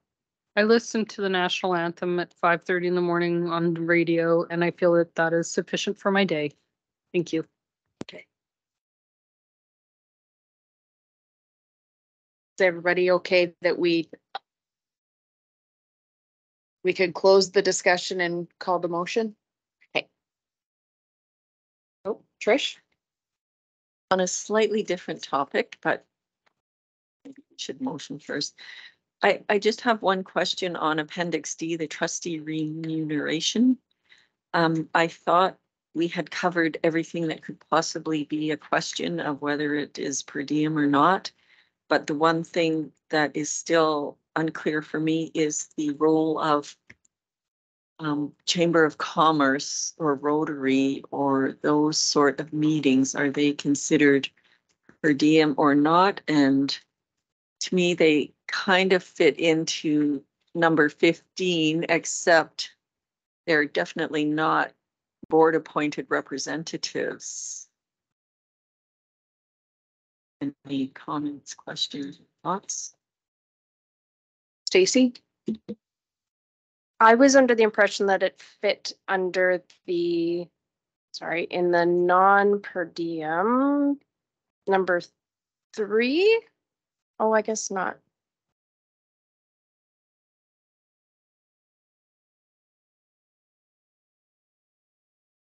I guess that's local municipalities and government. Perhaps it could fit under there. I don't know.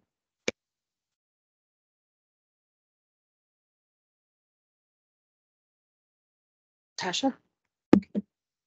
Maybe we could just, I'm sorry, Robert's Rules of Order is not my strong suit, but maybe we could just make it friendly to add external pieces like Rotary or like Chamber of Commerce into 15.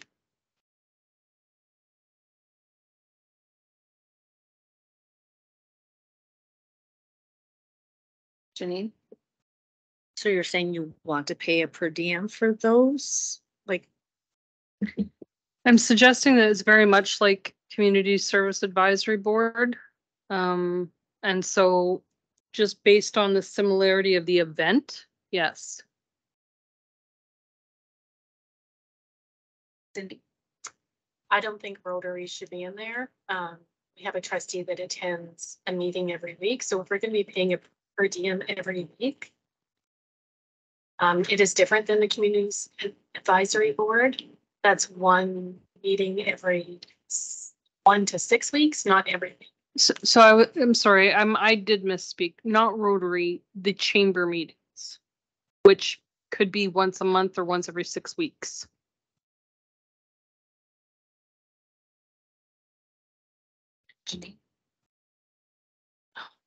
not that I want to delay this one, but I think we need to do a way deeper dive if we're going to add that into a per diem. Or not. I would really not want to table this policy any longer. So let's put the motion on and debate the changes we want to see or not want to see.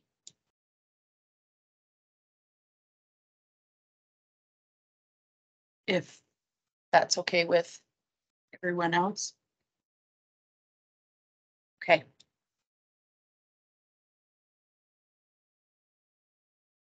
So can someone please make the motion?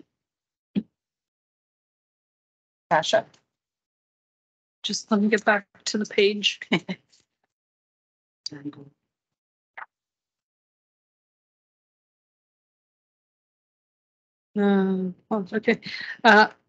Tasha O.Y. McClay, Ward 6. I move that the Board of Trustees approve the revised Board Policy 235 Board Operations with recommended changes and adopt Policy 210 Electoral Wards, Policy 430 Trustee Remuneration and Expense Reimbursement, and Policy 435 Technology Equipment for Trustees as both part of the policy and as appendices as presented at the October 25th, 2023 public board meeting. Thank you. Tasha, did you want to speak first on appendix, the discussion that went around appendix D? So, okay, appendix D, trustee remuneration, the conversation around whether or not to add chamber meetings to the or the per diem allowance under remuneration. What I'm suggesting is that twofold. One, we determined that there is value in attending chamber meetings. There are several chambers around our division and they support the goal priority of the board to build relationships. So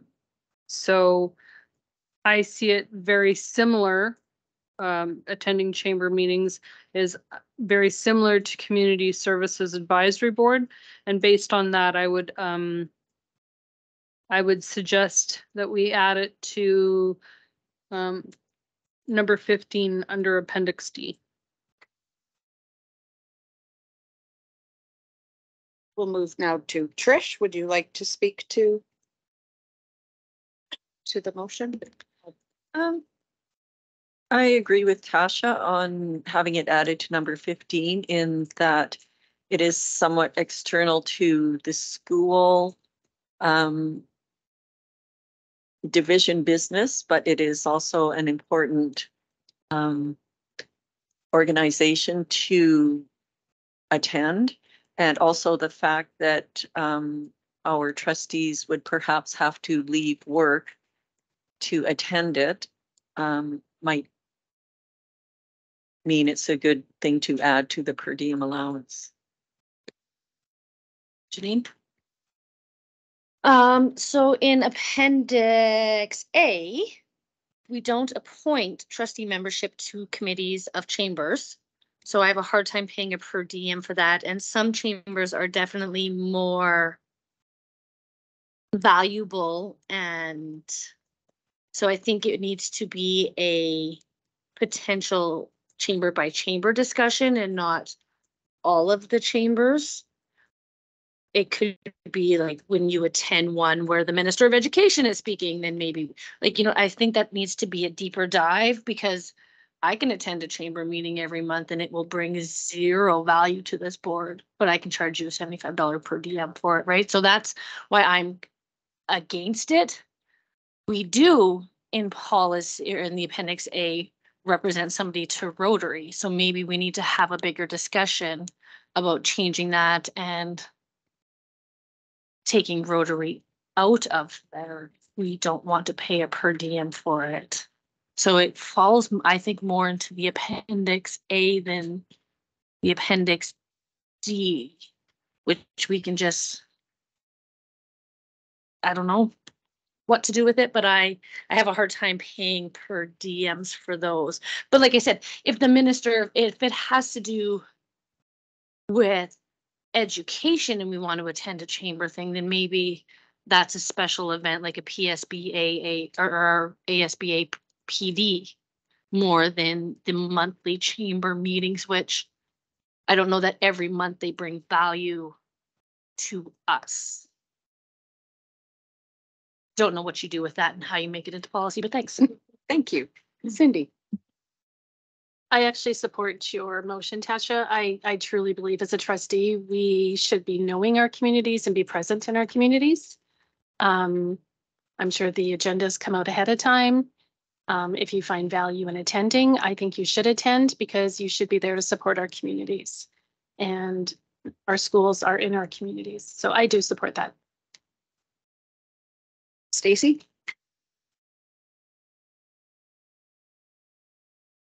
I don't know.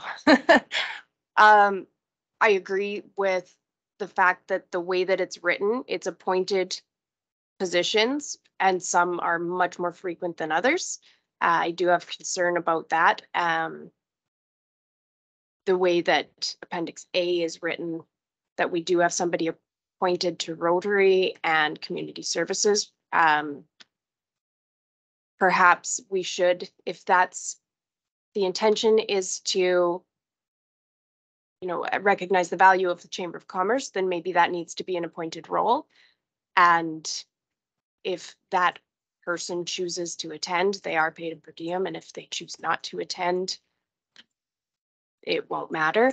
But I think they would need to be added to an appointed role if they're going to fall under number 15 in Appendix D. But I don't. Yeah. We'll get this. My turn now. So my thoughts on this. I have one question first is how long do I don't know if anybody knows because Joe is not here today, how long the Rotary meetings are, and then how long is it usually for the chamber, thank you, the chamber meeting, and then how long is the community service board meeting? Does anybody know how long the Rotary meeting usually is? I believe Joe has mentioned it's 2 hours. Okay. And chamber? Chamber in St. Albert is 3.5. No, 2.5, 11 till 1:30. And community service board? I would say 1.5 to 2 hours plus tours occasionally. Okay. Sorry, I needed that for my own self. The thing I want to also caution is that we are very much in a box when it comes to how much money we spend. I know you are all, it's about the bottom line, but when I look at the budget, it isn't. So we would have to be really, I'd have to really watch. And then if we came to the point where we didn't have the money for you to do the chamber meetings or PSBC or PSBAA or ASBA, we wouldn't be able to attend. That's the only thing that we also need to keep in mind. Unless we pull money within that little box someplace else. So that's my only comment on that. Okay. Trish.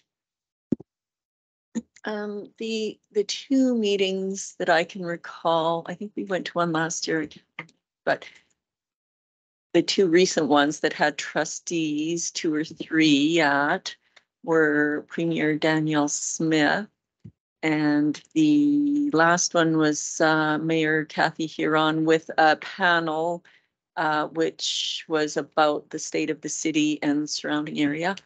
I think both of those did have value. I don't think that people in this room are looking for things to do to make $75. And just for interest's sake, at both of those meetings, both St. Albert Public and St. Albert Catholic had numerous trustees in attendance. Tasha? I second what Trish just said. I'm not going to these meetings for $75. However, maybe a nice medium would be to say that there are up to 3 meetings per year in which you can claim a per diem. I don't need to attend every chamber meeting in St. Albert for the benefit of the division, but being there to be present in our community. And just as a note, we don't get recognized at that meeting yet. But everybody who attends from St. Albert Catholic and everybody who attends from St. Albert Public does. So we are really the only division in the area that is not present. So, and they do actually have quite a lot of value. And I've only been to 3 or 4 so far. But maybe a nice happy medium would be to say cap it at 3. And I'm not sure how many chambers we all attend. I know that we attend Morinville, St. Albert, Legal maybe, you know, so we're talking a very nominal amount of money. Janine, do you have anything else to add? Cindy?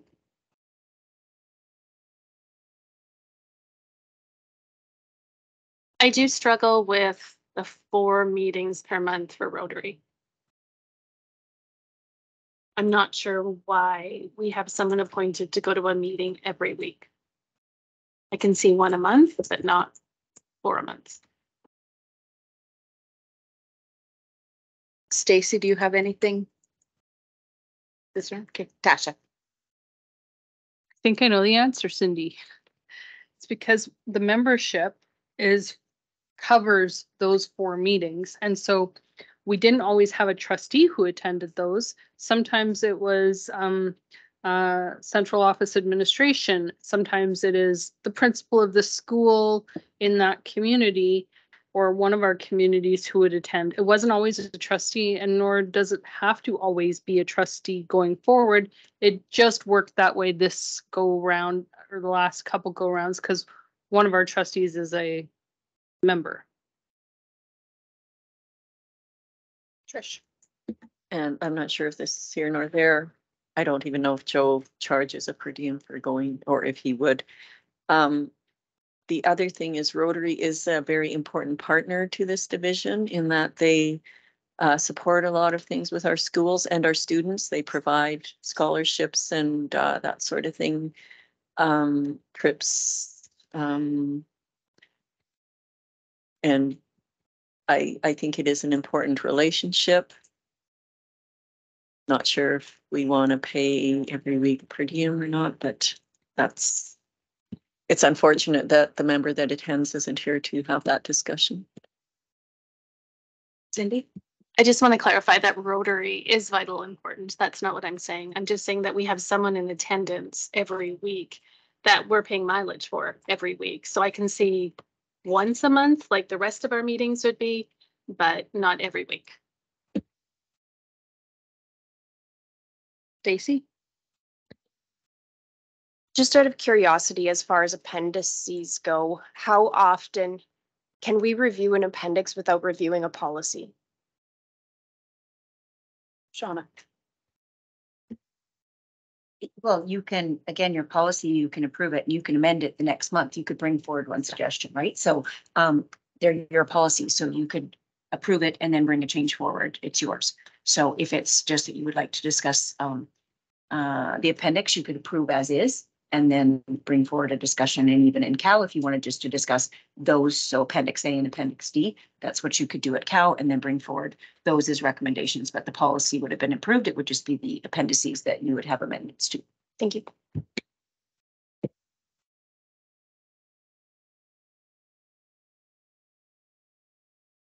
Tasha, you put the motion out. Did you want to make the friendly amendment? Yeah, yes, I'll make the friendly amendment today. That we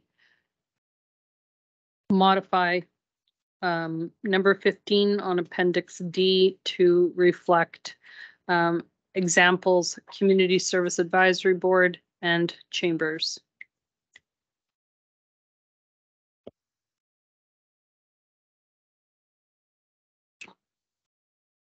Could I also ask for clarification to make sure Appendix A and D are the same? Appendix A does not mention Chamber of Commerce. And are you wanting that added as in there as 11.9 that you're actually talking about it? Because it's actually not saying you were appointing members or trustees. So. Yes. Yes, I would like to also reflect the change in Appendix A to acknowledge what Shauna said.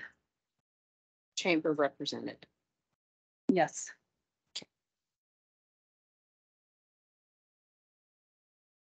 Because it was just Frank. Oh, okay. Okay, so we will. I will call the question for the amendment that Appendix A, we add in appointing a chamber representative, which would be 11.9 to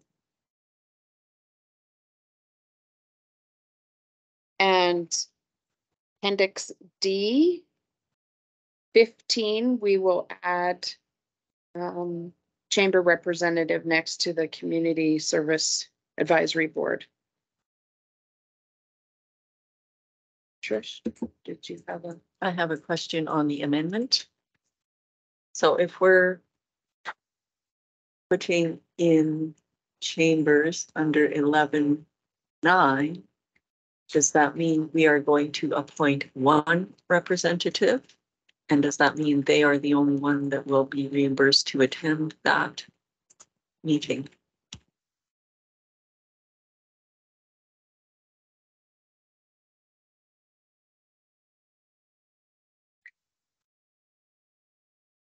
I don't think so, because we would all get reimbursement for Public School Board Association of Alberta general meetings, even though more than the representative and the alternative attend, is how I read it. We're just making sure that somebody is going to go to that.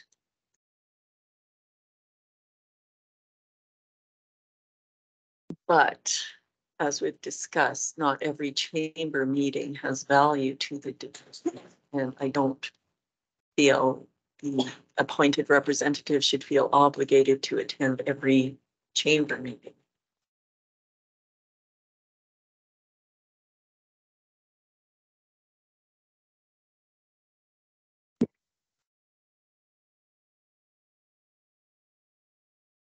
Stacy? I would like to speak against the amendment.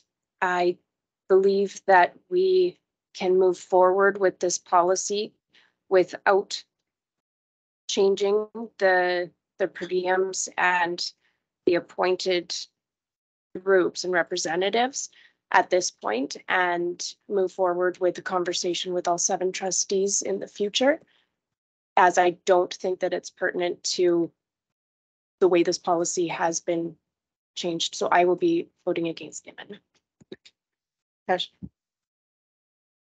Two things. One, I'm happy to withdraw the amendment and vote on the motion just as is.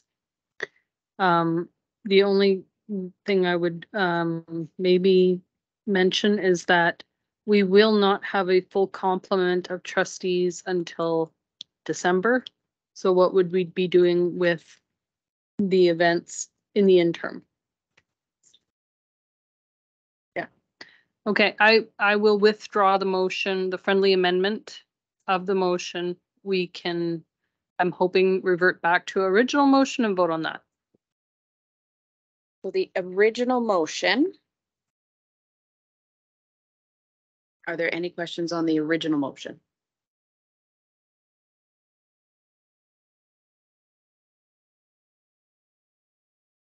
So I'm going to call the question, which is that the Board of Trustees approve the revised Board Policy 235, Board Operations with the recommended changes, and adopt Policy 210, Electoral Wards, Policy 430, Trustee, I can never say that word, and expense reimbursement, and Policy 435, Technology Equipment for Trustees, as both part of the policy and as appendices as presented at the October 25th, 2023 public board meeting. Okay. All in favor? Unanimous. Okay, carried. Trish? And I apologize, I'm not trying to throw a wrench into things. I think I had put this on one of our working copies, but I don't think we had ever addressed it or gone over it. So It's something we can definitely bring this back for further discussion, but we'll still go status quo and just fill your expense claim in. Okay. The board strategic work plan. Now, was that going to be mailed to us or is it in the Google Drive? Oh. It's coming to your inbox.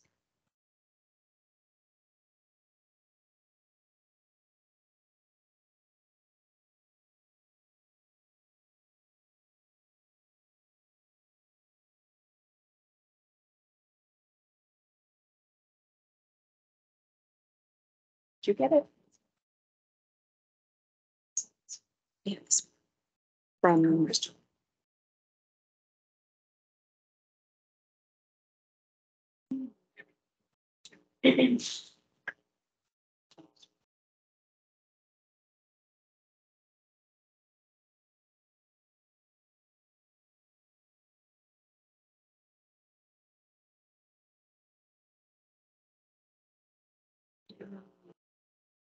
It's inbox instead of your big inbox. Oh, that's why.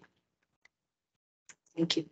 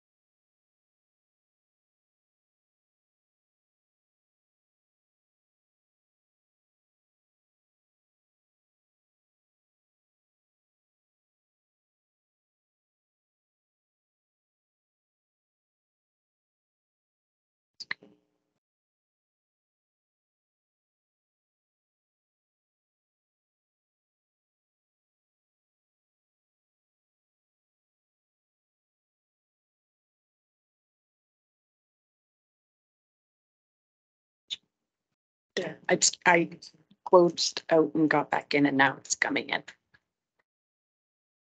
Sorry.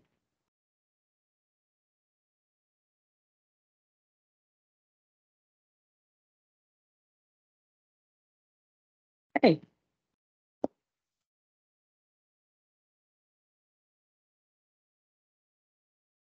So let's.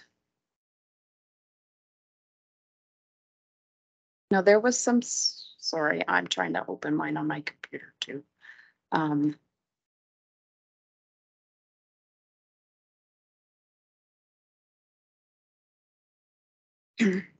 Okay, focus on the optimal student learning. So we have. Is there anything, encourage innovation in division projects that are directly related to enhancing student achievement and success? Enhance student participation and involvement. Scroll button. Work with municipalities. Now.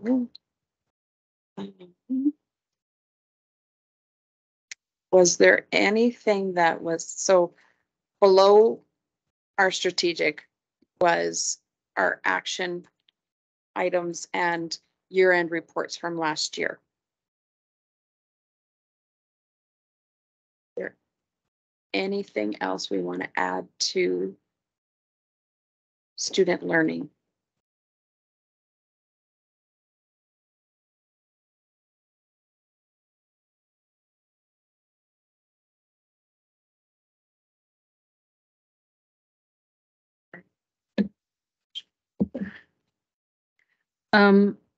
So optimal student learning includes student well-being, correct?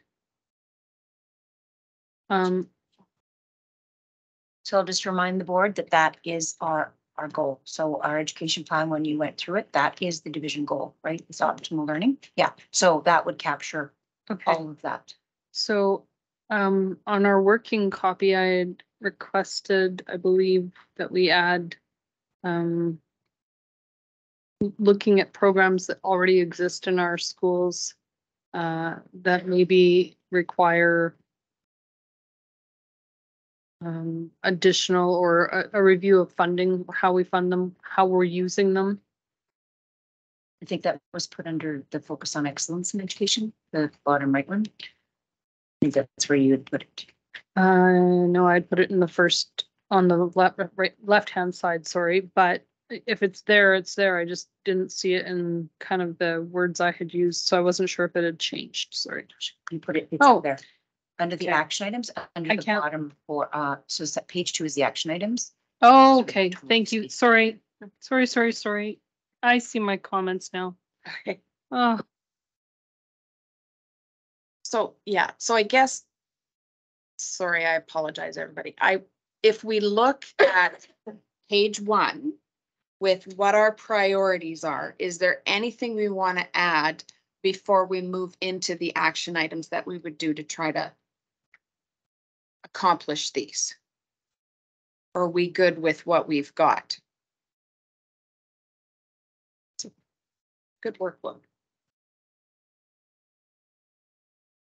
And again, this is it'll be a living document. Stacy. Just looking at work with municipalities to grow work experience opportunities and registered apprenticeship programs, I feel like there's an opportunity to expand that a little bit beyond. I'm thinking of programs like our intergenerational things where we're partnering with seniors groups.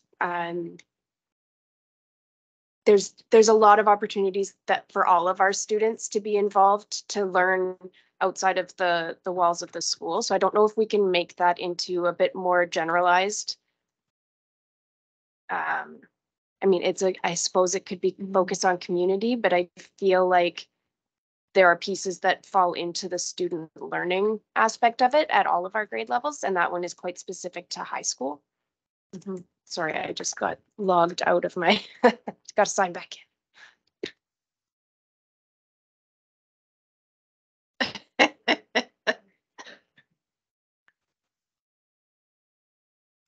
That's a good point, Stacy. Trying to think, so I'm trying to type in given it is.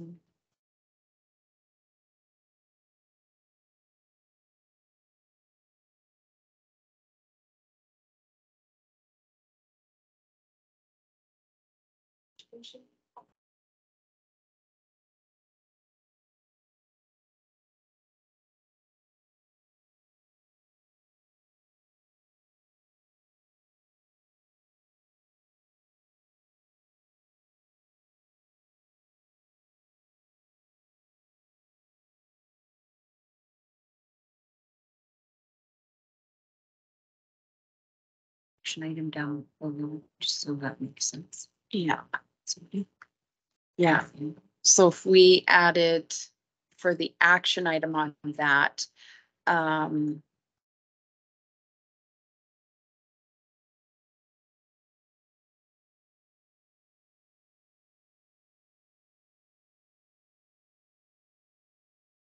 guess, like meeting with the community groups, right? We need to, I'm knowing that like Mornville already has that program that you had mentioned at EMPS, which sounds fabulous.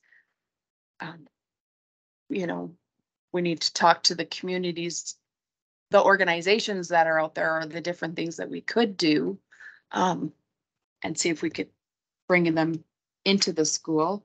But we would also have to see if that's also something this school wants to do. Shauna. Fine. I also feel your second bullet already says that. Because it's, you've got businesses, private industries and school board. So, because it's a big umbrella, because if we're talking about connections that are seniors' homes, that's a little bit different. If you're talking about roots of empathy, if there's elementary schools that don't have that right now, we didn't have it for a while for COVID. That's actually been longstanding in some of our primary schools. It can be difficult. You got to have babies around, but you also have to have people that are trained. So it's that's a longstanding. It's been in the division for a long time, but again, it tends to be by community, and you also have to have somebody trained. But I don't know if Trustee Buga had more different ideas on that. Stacy. I would suggest that the action item on this as governance is to support our schools in making those connections. I know that the learning centers also have connections with some of the seniors' homes for work experience and having their volunteer opportunities for their students. So I feel that for us, our role would just be to support our schools and our principals in making those connections and assisting where necessary.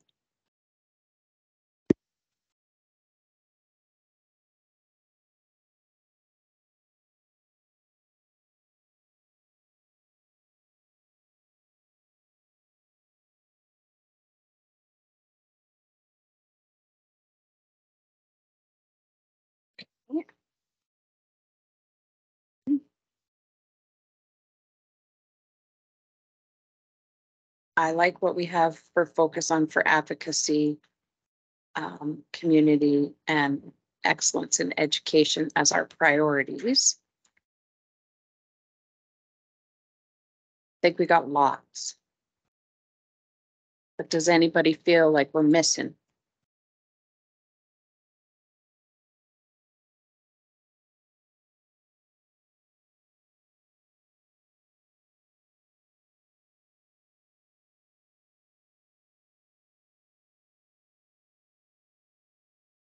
If I'm moving too fast, tell me to slow down.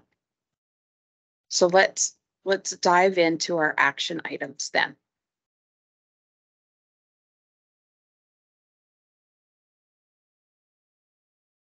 So like we've added into the optimal student learning.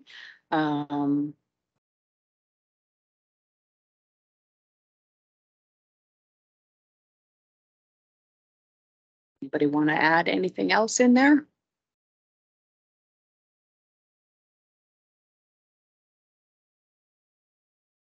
Trying to scroll up and down to make sure I didn't miss anybody's comments.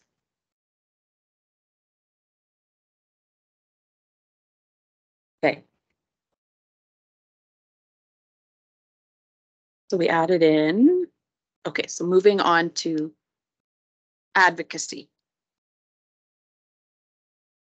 So we want to still look at meeting with the MLAs and adding in the city one because Guthrie falls into a different zone.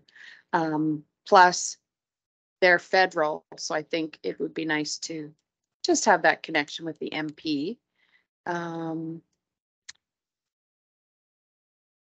We have actually sent a letter to send to G Sacred, but now that I look at this, I'm like, we probably should send one to St. Albert Public.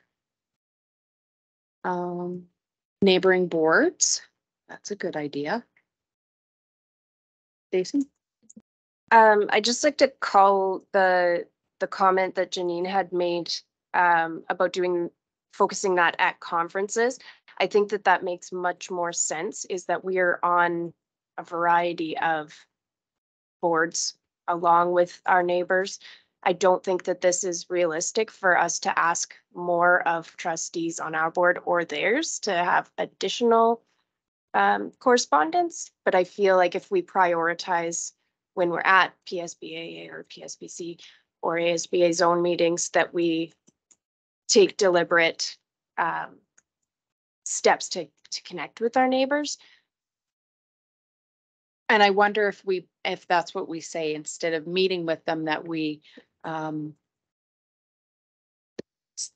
the word I'm looking for?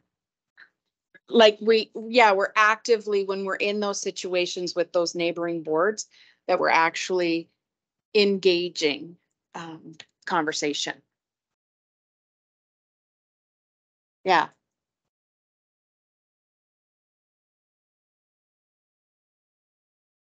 Trish? Well, I think it would be good to have like a little list of action items then as we're going into one of those, so that because otherwise the conversations couldn't go down rabbit holes very quickly. Mm-hmm. But if we have specific 2 or 3 items that we'd like to get feedback on from neighboring and other divisions in the province, it would be great if we could bring that with us. Mm-hmm. Janine? I think it was, if we have specific things, but I think it's just more about that relationship buildings. There are neighbors, who am I gonna phone if we're doing something that I'm like, oh my gosh, I'm gonna phone April from Aspen View because she's my neighbor. I sit with her at zone 2, 3. Like, so it's just about more building those, not necessarily needing anything from them, just building those relationships with our neighbors, building those networks, building the, I don't know. Cindy? Actually, I was going to kind of say that as well, Janine. We don't have to meet in person. It can be a virtual meeting that we're all online together and just talking about the struggles that we're having in this area.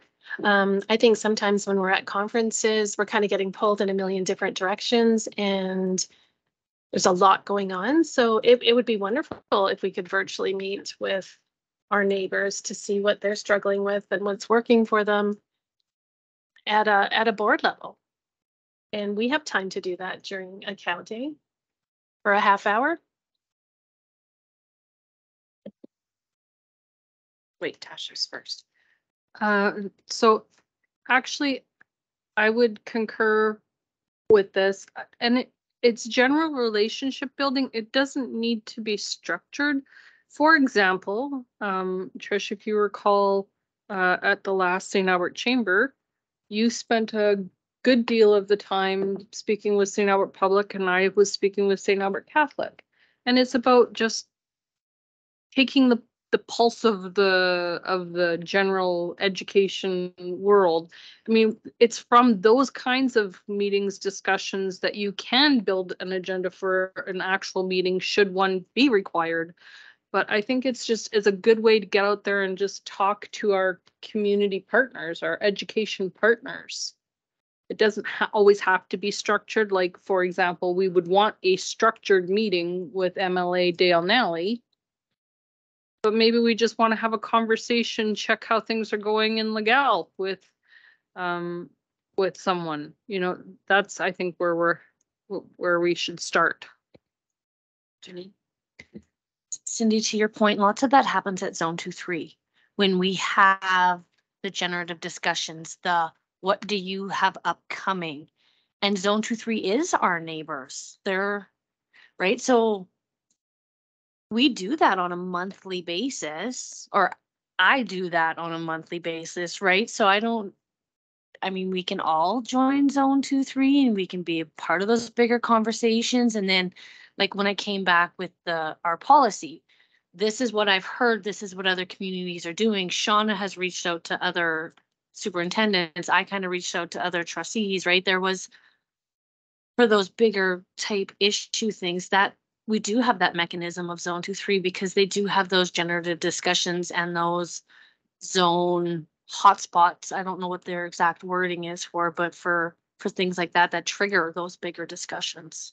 So if you ever have something that you need, that's a good reminder of something that we think is a hotspot that I can absolutely bring up at zone 2-3, and then we can start those bigger conversations with the other boards. That's the mechanism for it.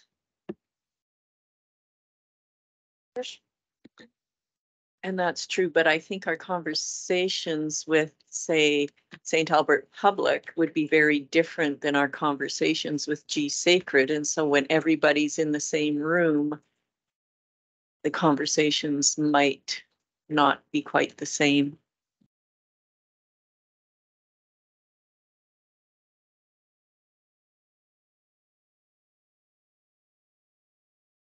I like the way that Shauna's written it now. And we know that like if we need to have bigger structure.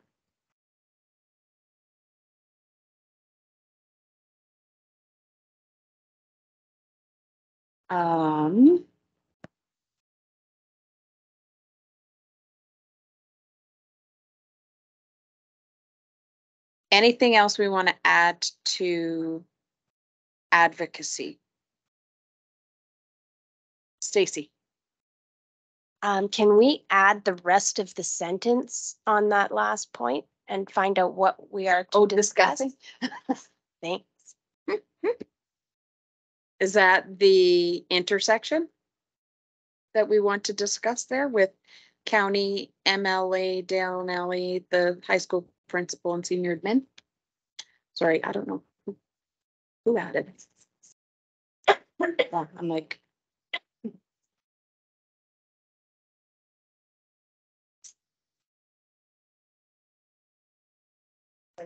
Mhm.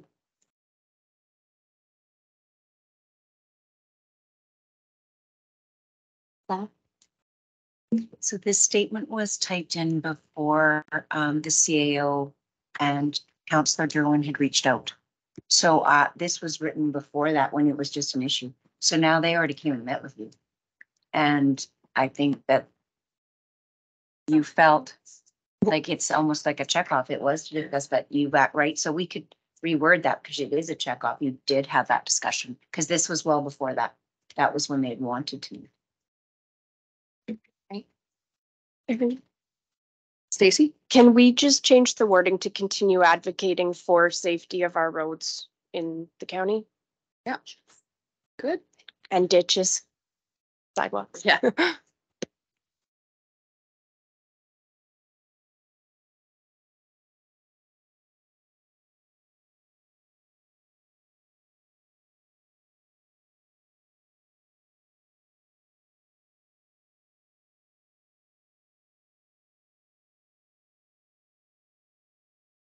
Yeah.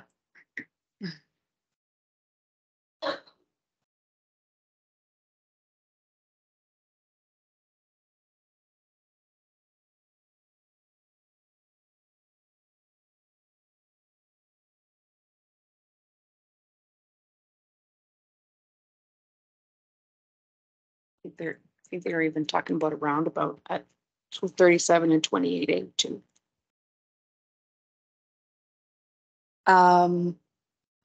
What was the one thing, Trish, that PSBAA had brought up with it? Sorry, I have puff in my head. And their funding. And so I wonder if we want to have any specialized education. Thinking standards in education. Education standards. I have written down updating the ministerial order regarding specialized education. And that's not specifically increasing PUP funding, but I think they talked about that as well. Shauna? So instead of, do you want it to be more around like trustee Peckham was talking about, because you're going to be talking about your position statements? Do you want it to be more a general statement around in concert with what PSBA, what you're looking at, right? Do you want to write that you alongside will work on position statements instead of going into specifics to make it a general? Stacy? I'd like to suggest that I know at ASBA at like Zone 2-3 meetings, there's a lot of boards that actually sit and discuss a bit more of those position statements. And I think maybe just making a commitment that we will have time, like allow ourselves time in a new committee of the whole structure to dig into some of these association initiatives, because I don't think we have been really for the last few years. It's been very much only if it is relevant to us, but realistically, it's probably all relevant to us and we should be looking at it. So maybe just a general statement that we will make sure we build in the time. Sure. So let's look at your advocacy statement. So you've got the second last bullet, the advocate for a provincial funding model that takes into consideration the needs of diverse school communities. I do feel most of the position statements are around ensuring funding. You could put it as just a suggestion, or we could update that wording. But I think it as an action item under that, then that you could put as a last bullet there. So I'll type, I guess, to say dedicated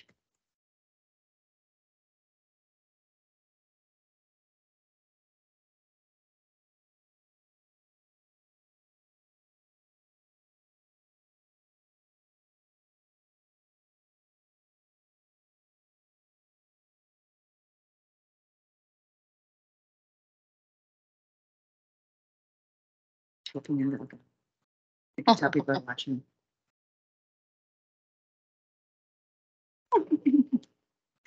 I think because it's public creation and review of any position statements.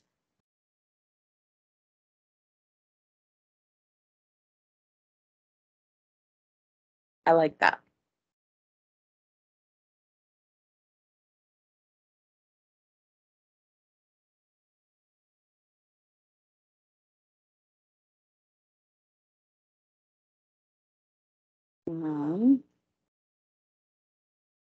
Okay.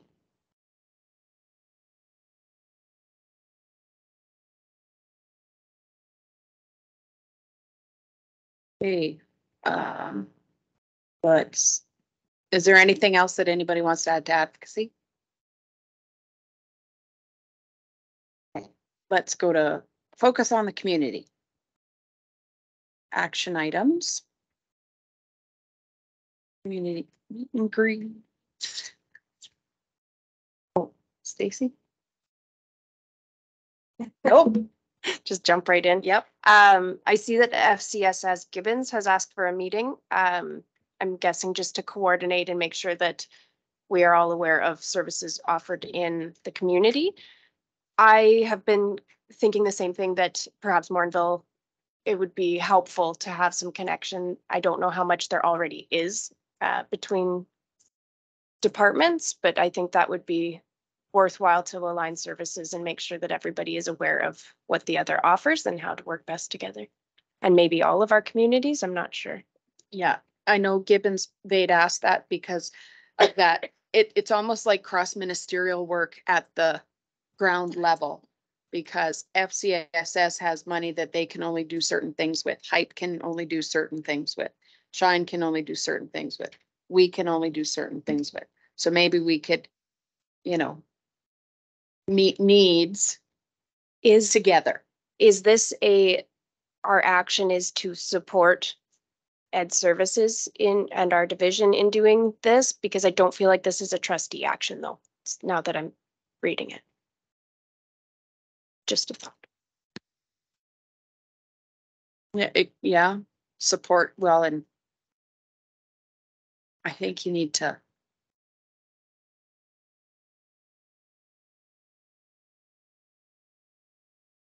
Cindy? I actually do think it's a trustee thing because it's our communities. Especially FCSS and the branches that it would lead to with our parents and our communities. So I truly believe it is a community trustee. Janine. So then wouldn't our role then to be help facilitate meetings between the communities and Sturgeon Public Schools? I want to say outside organizations, but they're not out, you know what I'm saying? But we're not organizing those meetings, but if Gibbons is asking for it, then we can help facilitate. We can help put the contacts together as a trustee, but I don't necessarily say it's not our right to go tell Hype what they have to do. And it's not our right to tell Gibbons what they have to do, but we're that facilitator, we're that liaison between those. So act as the liaison.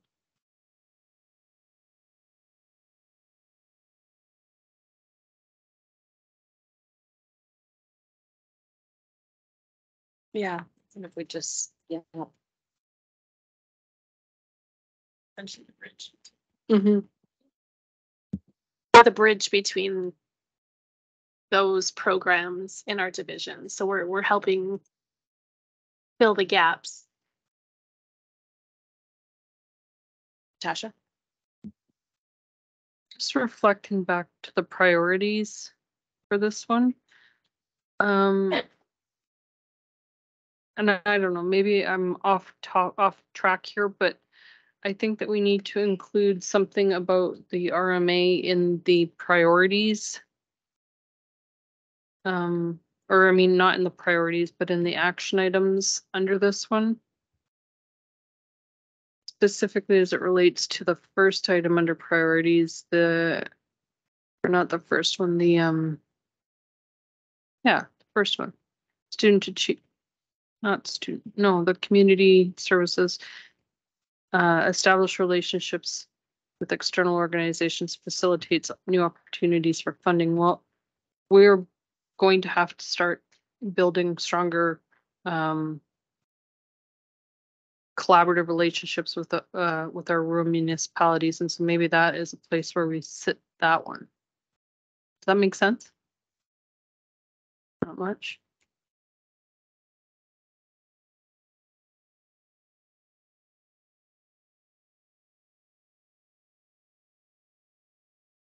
Yeah, but maybe it's facilitate meetings and build relationships between the division and the community services.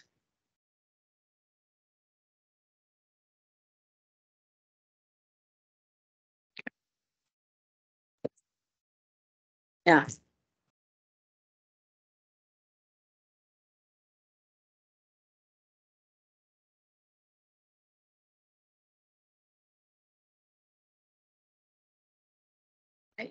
Meeting with egg societies, ad hoc or trustee specific.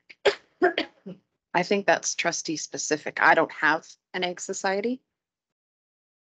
That's me. But I'm not saying I couldn't. Tasha? I think so. The only two communities that have an egg society is Camilla and Nemeo. And I think that the thought was it could either be Joe and I together, Joe and I separate, or any interested trustees. I know both require a little bit of attention, both on the agreements in place and even though I recognize that the agreements are with the county now, but just the relationship and how the agreements impact both parties. So Well, I think it's important that we as trustees, because I mean, it's not even just with egg societies, it's within the municipality. We need to facilitate, it's a great word, and bring, you know, go to the egg society and say, okay, like, let's address the elephant in the room. Let's have a meeting. Let's sit down. We'll bring our senior admin together and let's work on an agreement. That's my thought. Oh, Janine. I'm not disagreeing, but I would watch with the words egg society because Redwater has one that puts on events in Redwaters, but it has nothing to do with the schools. So it would be meet with the community partnerships that have a vested interest in our buildings and our facilities, because it could be, it doesn't have to be an egg society, and we have egg societies that we don't meet, like, so the specificity of meet with egg society. So meet with the community partnerships who have a vested interest in our programs and our facilities. Stacy? Yeah, further to that is that I was going to say, I'm pretty sure Cardiff has one too. And I just quickly looked it up, and we have a West Sturgeon Egg Society as well that meets out of Cardiff. So there are quite a few, I think, that are not somebody where we have reciprocal relationships with, but they exist. So just to keep that on our radar, that it's more than just the two. There's just two that are much more involved at this point. Bon Accord District also has an egg society, and they actually fund our awards at Bon Accord and Lillian Schick schools. So I think egg societies do bring a lot, and they kind of are a little under the radar a lot of times until we actually have a relationship with them. So there's a lot out there. Well, and that's a really good point. Like, yeah, Gibbons has an egg society. They run the farmers market in the summer. But maybe I could go to them and say, so. That's a good point.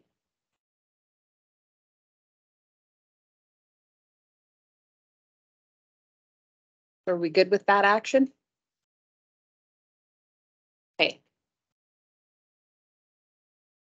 And yeah, we'll try to be representative of events. Excellence in education. Oh, I like the foster cross ministerial work. Stacy. I want to change mine. Okay. I do want to choose a name for École Morinville Public Schools so they can have a sign to be proud of, because they are lacking that. It's been 11 years and we still have a vinyl sign with old logos on it. That continues to be a source of, sadness when you walk into the school. But I would like to change that to our advocacy being more around the French immersion, as well as, solidifying École Morinville Public or Morinville Public School in our community. But that French immersion piece is, I think, where the confusion lies, is that what are we calling our programming? What are we calling our schools? And how do we make that a feature of Sturgeon Public Schools? Now that we have it all the way to grade 12, it is a feature that's not available for a lot of places in our region. Mm-hmm. Shauna? And sir, it's very interesting. We actually just had a chuckle about this the other day, that vinyl sign has really stood the test of time in that building. I think it was because as part of the capital plan, it's what are we putting our dollars to? And it's interesting how you just kind of forget about things about signs and that's out of school, and the vinyl sign stood up. So this is very much about funding and looking at our schools, what we do. And so I guess, what is the point? Do you want that actually to rename as to promote it? Is it something as you look at your 3-year capital plan or 10-year? As for our plans for Four Winds and École Morinville Public, like, this is actually a bigger discussion. than just a sign, because what we just found out is the SPS new rebrand. Those have just been sitting for quite some time now. And so now facilities is trying to get them up on our buildings. So we've got a plan to get that going, but that's why we kind of chuckled about the vinyl sign, because it's still the vinyl sign. It's been there for many, many years. So I guess, yeah. So how do you want to switch that? Do you want to make it more general or? I would suggest that as our action item is that we actually dig into what our plan for our French immersion is, and out of that will come direction where it fits into capital plan. That's not our, So you're I thinking would like it more of a French immersion. supporting the French immersion program? Yeah, our vision and our intention of what French immersion looks like at Sturgeon Public Schools.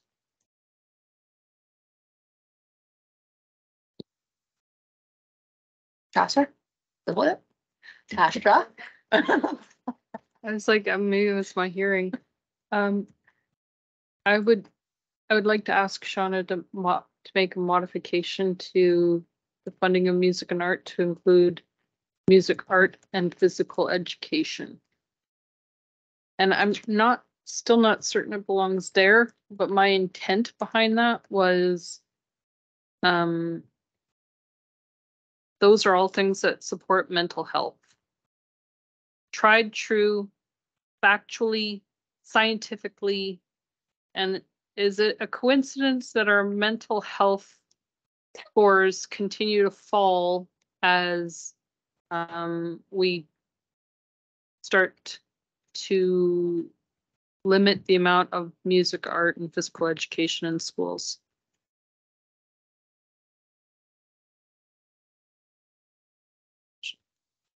Oh, sorry. I would like you to add music, art, and physical education.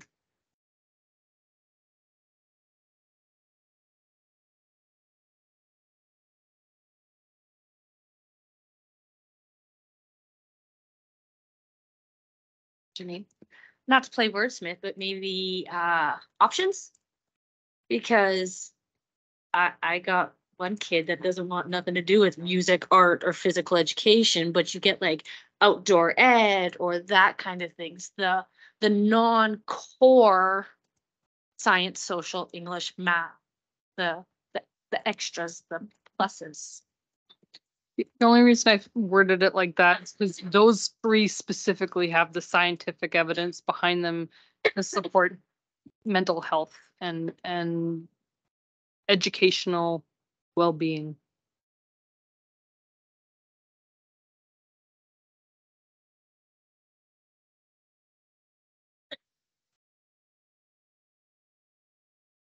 So the what academies are running, a better understanding of what our academies are and why.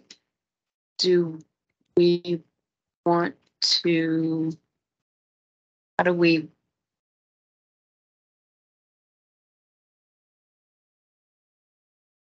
Thank you. See, she must have read my mind.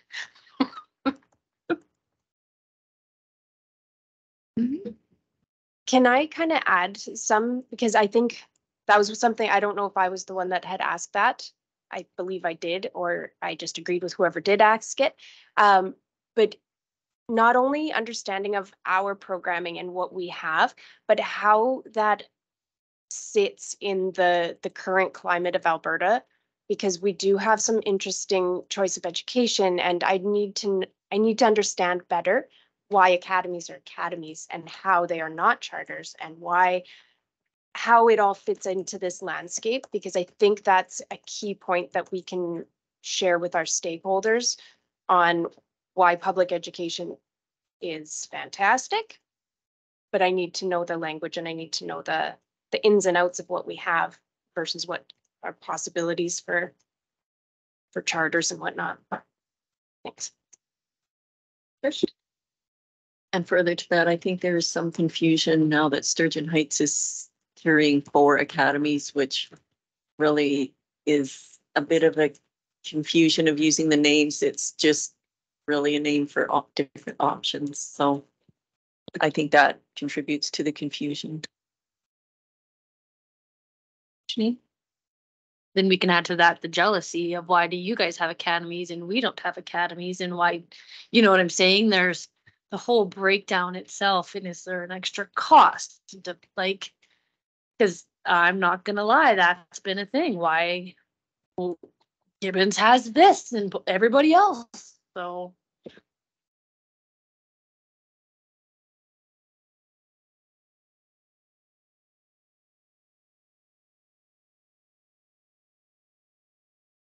I'd also, and it might fit in here too, with the gaining of programming across the division. So we're doing dual credit and they're giving money to collegiate schools.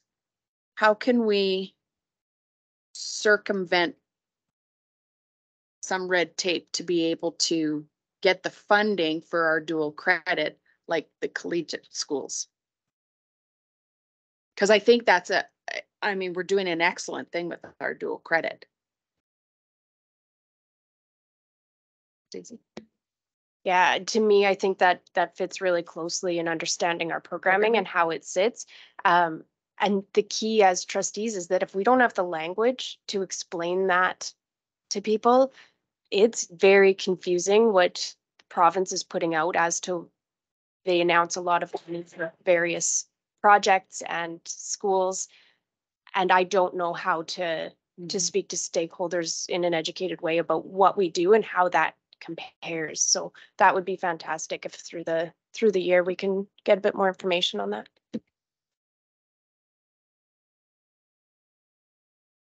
Is there anything else we want to add into our strategic plan?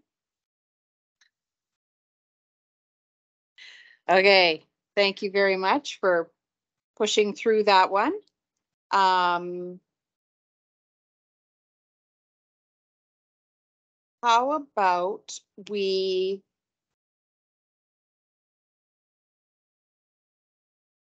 pause on 11.2 and say we break for lunch, and then we're going to go in camera. Would that be okay? I'm just thinking about the people that are online, so they don't have to come back online after lunch to hear us go in camera. What? Oh, right, I forgot about those. There's no media on right now. Trish? Would it be possible to pause, come back in camera, adjourn our meeting, and then go into a cow format to do 11.2?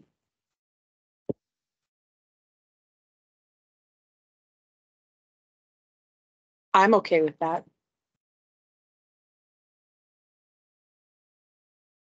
Okay, so we're going to break for lunch. And then when we resume, we will go in, do the motion for in camera. Okay. Or can we do the in camera now? Okay. Okay. So we're going to table the 11.2 to do it in the cow format. There are no notices of motions. Anybody have any information? Any comments or question periods? Any media? Any requests for information?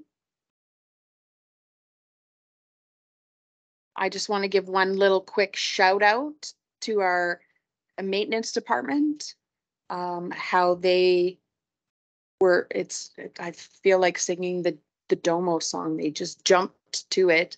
With the boilers that went down at Gibbons School, they were all hands on deck, and they were like, It was wonderful. So thank you very much to the maintenance department. Can I get a motion to go on camera? Tasha, all in favor? Unanimous. Okay, thank you.